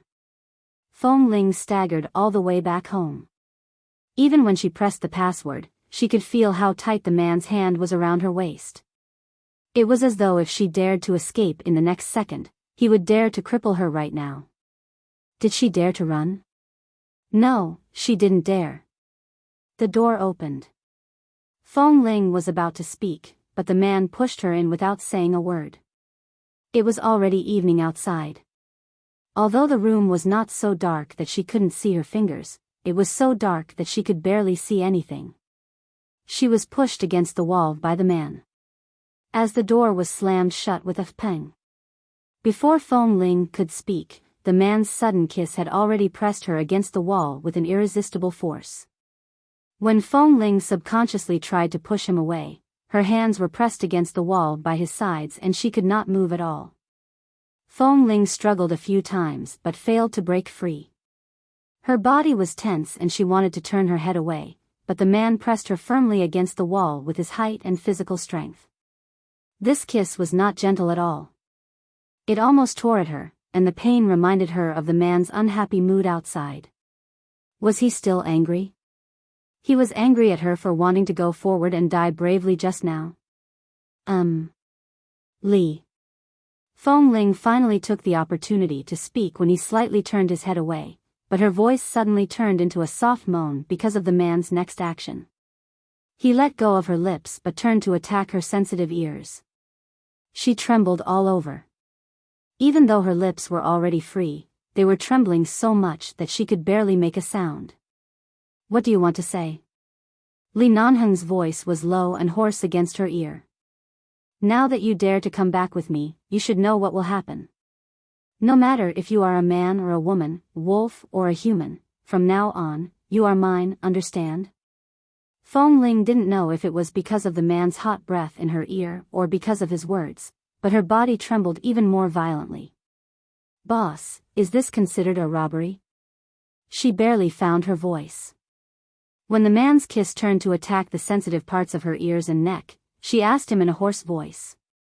However, her hands were no longer resisting, but tightly pressed against the wall, not knowing what to do. Hearing her words, the man paused. She seemed to hear a chuckle coming from his chest. "I'm a straightforward person. If I like you, I like you. Why can't I say it?" "No, but boss, I..." The man's kiss landed on her again. His heavy breath, filled with the scent of male hormones, blew between her nose. He abruptly raised his hand to grab her hand, which was pressed against the wall, and pulled it down his body. Fong Ling instantly understood what he meant. This was not the first time. She subconsciously tried to shrink back, but the man firmly pulled her over. She wanted to pull away a few times, but how could she really break free from the man's hand? He didn't seem to be exerting much force, but no matter how hard she tried, her hand remained firmly in his palm. Fong Ling had no choice. "Boss, let go of my hand." The man ignored her and pressed her hand down his body. "Boss, I know you helped me this time. In the future, I can go up the mountain or down the sea of fire in the base, but you, don't." He still didn't respond. He even pulled her hand harder and pressed it down more firmly. Fong Ling was a little anxious and struggled. "Li Nanheng," the man raised his eyebrows slightly and whispered hoarsely against her lips, "there is no lack of people in 11 base who are willing to risk their lives, but I lack you. Behave, okay? Behave." This man was always so domineering, as if it was a matter of course, even though he was clearly taking it from her. A man flirted with another man so fearlessly. This was how young Master Li, who grew up under the crutches of the Li family's elders, seduced others. Wasn't he afraid that the elders of the Li family would really explode with anger? She was a man. At least now she was a man. She didn't even drink, and she didn't look as unconscious as last time on the snow mountain. How could he? How could he? Was it hard to treat her like any other member of the base? She went back to the apartment with him because she didn't want to go back so early to face the rumors in the base. Most importantly, because he was angry just now, she wanted to play along with his temper and didn't want to offend him. But who would have thought that when he said to go back to the apartment, it would be like this? The breath on her lips was taken away again. When Fong Ling was kissed until her breathing was disordered and she saw stars, the man pressed her hand under his body. There was an obvious change in his body, but he didn't let her move her hand away and still imprisoned her on the wall. He lowered his eyes to look at her somewhat confused and moist eyes, lowered his forehead against hers, and said hoarsely, "Look at your submissive look, I really want to peel you off." Fong Ling's gaze faltered. Then she heard the man ask in a low voice by her ear, "Fong Ling, let me ask you, if another man pressed you here and treated you like this, would you still be as reluctant as you are now, or would you want to kill him like you did to the commander?" Fong Ling had never thought about this question, nor had she ever compared it.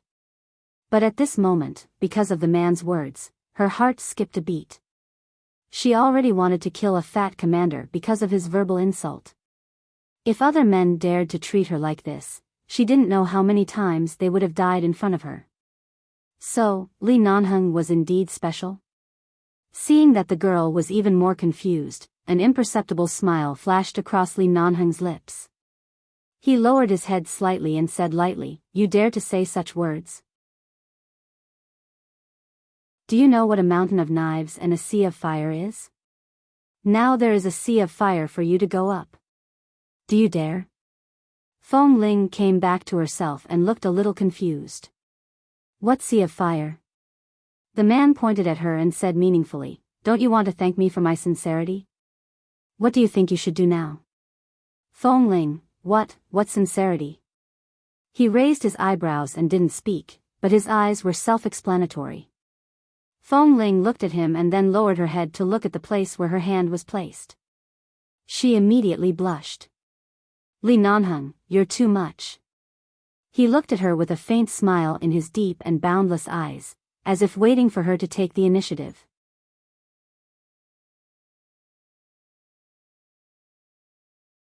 Chapter 952. Fong Ling pursed her lips. Being stared at by the man, she began to feel uncomfortable. The point was that being pressed against the wall by the man like this, she couldn't help but wonder if her chest cloth was wrapped tightly. Would he suspect that her chest was different? Although the difference was not obvious, he would definitely notice it after a long time.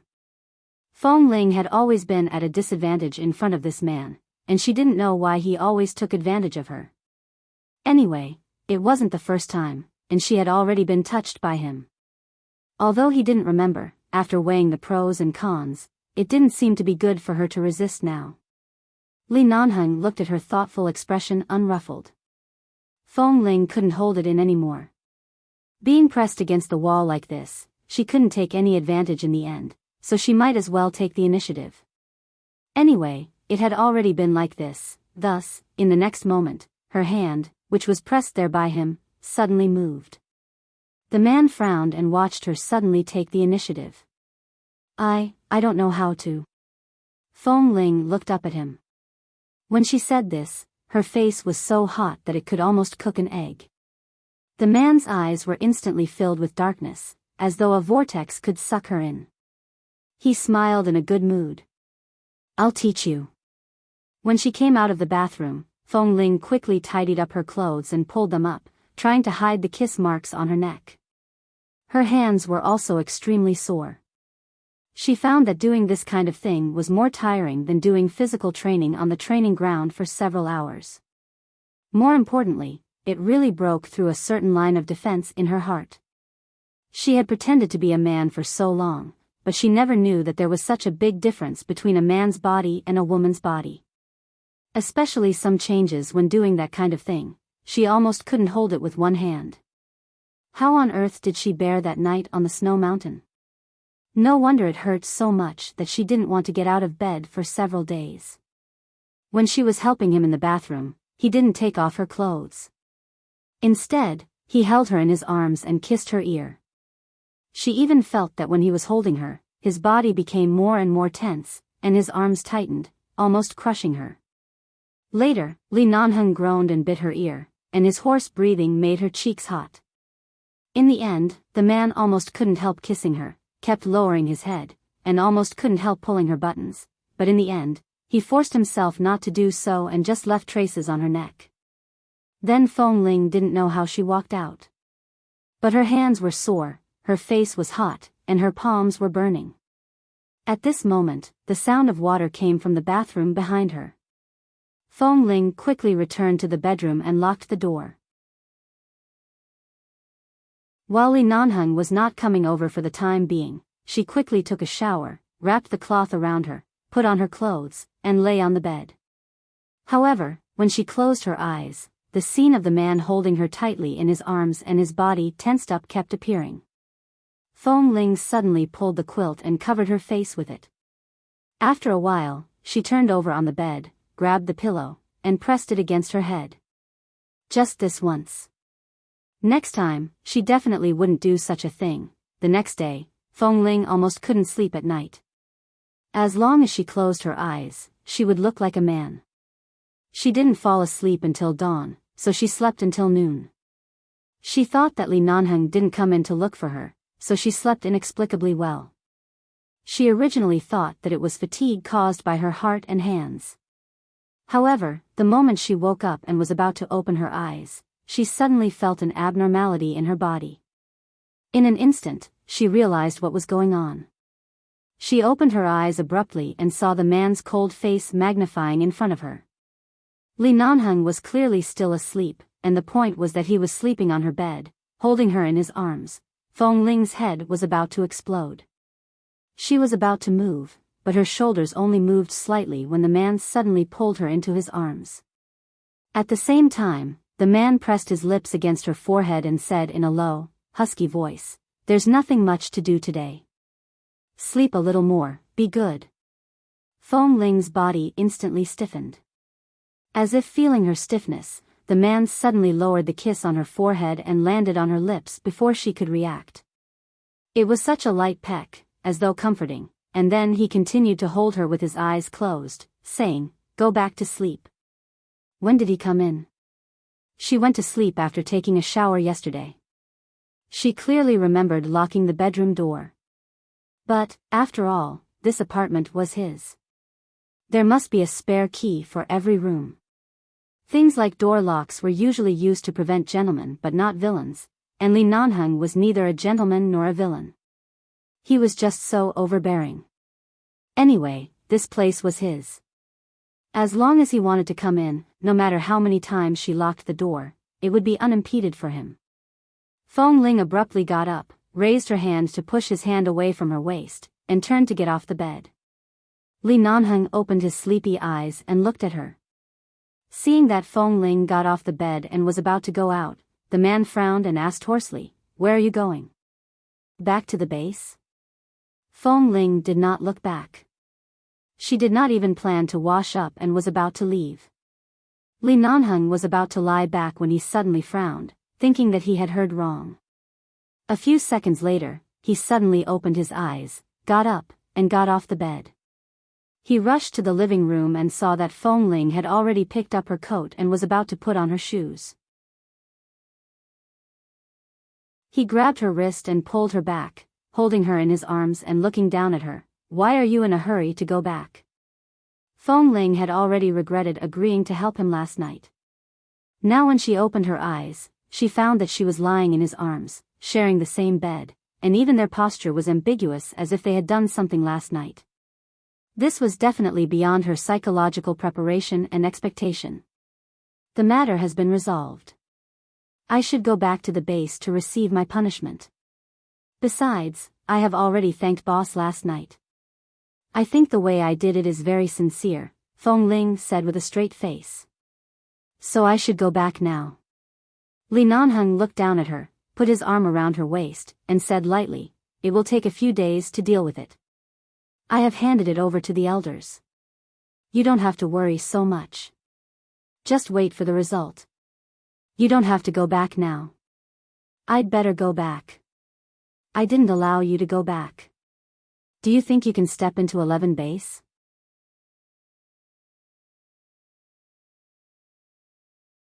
Chapter 953. Hearing his words, Feng Ling paused, looked up at him, or even glared at him. She must have been suppressing her temper because of what happened last night. Originally, he wanted to use force, but seeing her expression, he knew he couldn't keep suppressing her, so he simply said in a low voice, "For so many years, there is no normal place except 11 base where you have lived.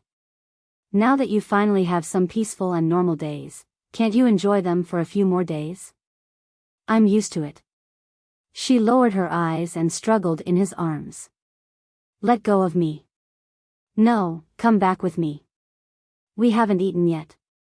The man took her to the sofa, pressed her down on the sofa, picked up his cell phone to check the time, and said, "What do you want to eat?" "I don't think the food in the base's canteen is as good as the food you make or the takeout I eat these days." Feng Ling had no desire to live now and just wanted to leave as soon as possible. She not only helped him this and that, but also slept with him so openly. What was this? The man lowered his eyes to look at her, bent down to look at her with displeasure, raised his hand to pinch her chin, bent down to her face, and his warm breath sprinkled on her skin. "Then go out to eat." Feng Ling raised her eyes. "Li Nanheng, I've thanked you and done what you asked me to do. What else do you want?" What a stubborn little girl. With such a straightforward temper, it was really fortunate that he was patient enough with her. Otherwise, who knew how angry he would be one day? He would really throw her on the bed and eat her alive. Although she helped him with her hand last night, it didn't mean that he was satisfied. She went back to her room to sleep, and he took a cold shower in the bathroom for a long time. He didn't sleep much all night. In the early morning, he came to her room and held her in his arms, and then he fell asleep. However, after the little girl woke up, she turned her back on him. Yesterday, when he held her in his arms and kissed her in the bathroom, she didn't dare to move. "Nothing. It's nothing. I helped you solve this problem. Do you think the reward last night is enough?" The man didn't explain more but followed her angry words. "Go out to eat with me first. It's already noon. Come with me to buy some things in the afternoon. It depends on your performance in the next 2 days. If you perform well, you can go back to the base." Feng Ling instantly stared at him as though she was looking at a lunatic. "Why should I accompany you to eat and shop with you?" The man frowned. "Why do you think so?" "Why?" The man suddenly smiled evilly. He raised her hand to his lips and seemed to be about to kiss it. Feng Ling was about to withdraw her hand, but the man suddenly pressed her hand against his chest and kissed her lips accurately. The man pressed Feng Ling against the back of the sofa and kissed her harshly several times. When she raised her hands and feet to push and kick him, the man curved his lips into a smile and held her hand to kiss it. "It's probably because it's rare for me to go out for a stroll and I lack a little attendant by my side." "You're just right." Feng Ling, she pushed the man away. At this time, the man did let go of her and was easily pushed away. Li Nanheng took a few steps back and looked at Feng Ling, who was angry but couldn't shout at him because of various things. She looked like a kitten holding its sharp claws but hesitating whether to scratch him or not. His heart itched. He wanted to kiss her again, but Feng Ling had already got up and walked quickly back to the bedroom. "What are you going to do?" the man asked with a smile. Feng Ling didn't look back and answered grumpily, "Wash my face and brush my teeth. Clean up and go be an attendant." The smile on Li Nanheng's lips instantly widened. He walked over and stood in front of the bedroom door, watching Feng Ling, who had entered the bathroom and was about to brush her teeth. Feng Ling had a hidden temper in her bones, but she was very tolerant, such as now. But if other men dared to treat her like this, they would probably get the same result as the fat commander. After all, her heart was still with him, but the girl obviously didn't understand these feelings. It didn't matter that she didn't understand. He could teach her slowly. It didn't matter that she hadn't lived a normal life since she was a child. He could slowly accompany her to experience it. His little girl, no matter whether she had short hair or long hair, no matter whether she was pretending to be a man or a woman, since she had compromised under her chest cloth, he had to admit defeat. He had never been patient in his life, but at this moment, he used all his patience on her. Feng Ling was taken to eat by Li Nanheng, and it was Western food. He asked her to order, but she didn't know what was delicious, so she didn't order anything and just let him order. However, Li Nanheng ordered the food that the two girls were eating at the next table and added various blueberry-flavored desserts. Feng Ling ate until she was full. When she left the Western restaurant, although she didn't want to talk to him, she still asked, "Boss, why did you bring me to eat Western food? From today onwards, before we return to the base, we will change the cuisine of different countries for every meal and let you taste every taste." Feng Ling. Did he think she was a pig? After the meal, they passed by the largest amusement park in Los Angeles. Li Nanheng asked her if she wanted to go in. Feng Ling glanced inside and shook her head. She was not interested in these things, but the man still took her in and walked around. Although she didn't want to play any games, in the end, the man still bought a Disney hairpin and forced it on her head. This is what women wear. Feng Ling felt helpless about the pair of Mickeys on her head. Li Nanheng pointed to a young couple not far away. "Look at them. Don't men wear it too?" Feng Ling looked at the boy, who was only about 17 or 18 years old, and his girlfriend. The two of them were smiling sweetly and sharing the same Mickey-shaped ice cream. She quickly looked away and no longer said anything about this matter, in case Li Nanheng continued to follow suit. After leaving the amusement park, she drove to the business street. In the mall, Li Nanheng asked her to accompany him to buy things, but she didn't know what was wrong with this man. Whenever they passed by a good-looking women's clothing store, he would stop outside for a moment and then turn back to ask her, "Which one do you like?" Feng Ling looked at the various beautiful women's clothing styles and glanced at him strangely. "Boss, are you going to buy clothes for your girlfriend?" "You shouldn't ask me. I don't have any aesthetic standards for women." The man continued to walk forward and casually said, "Then try to find a woman's aesthetic standards." Feng Ling. You're tuning into the Romantic Tales YouTube channel. Don't forget to subscribe and join us on this journey to catch the most captivating stories.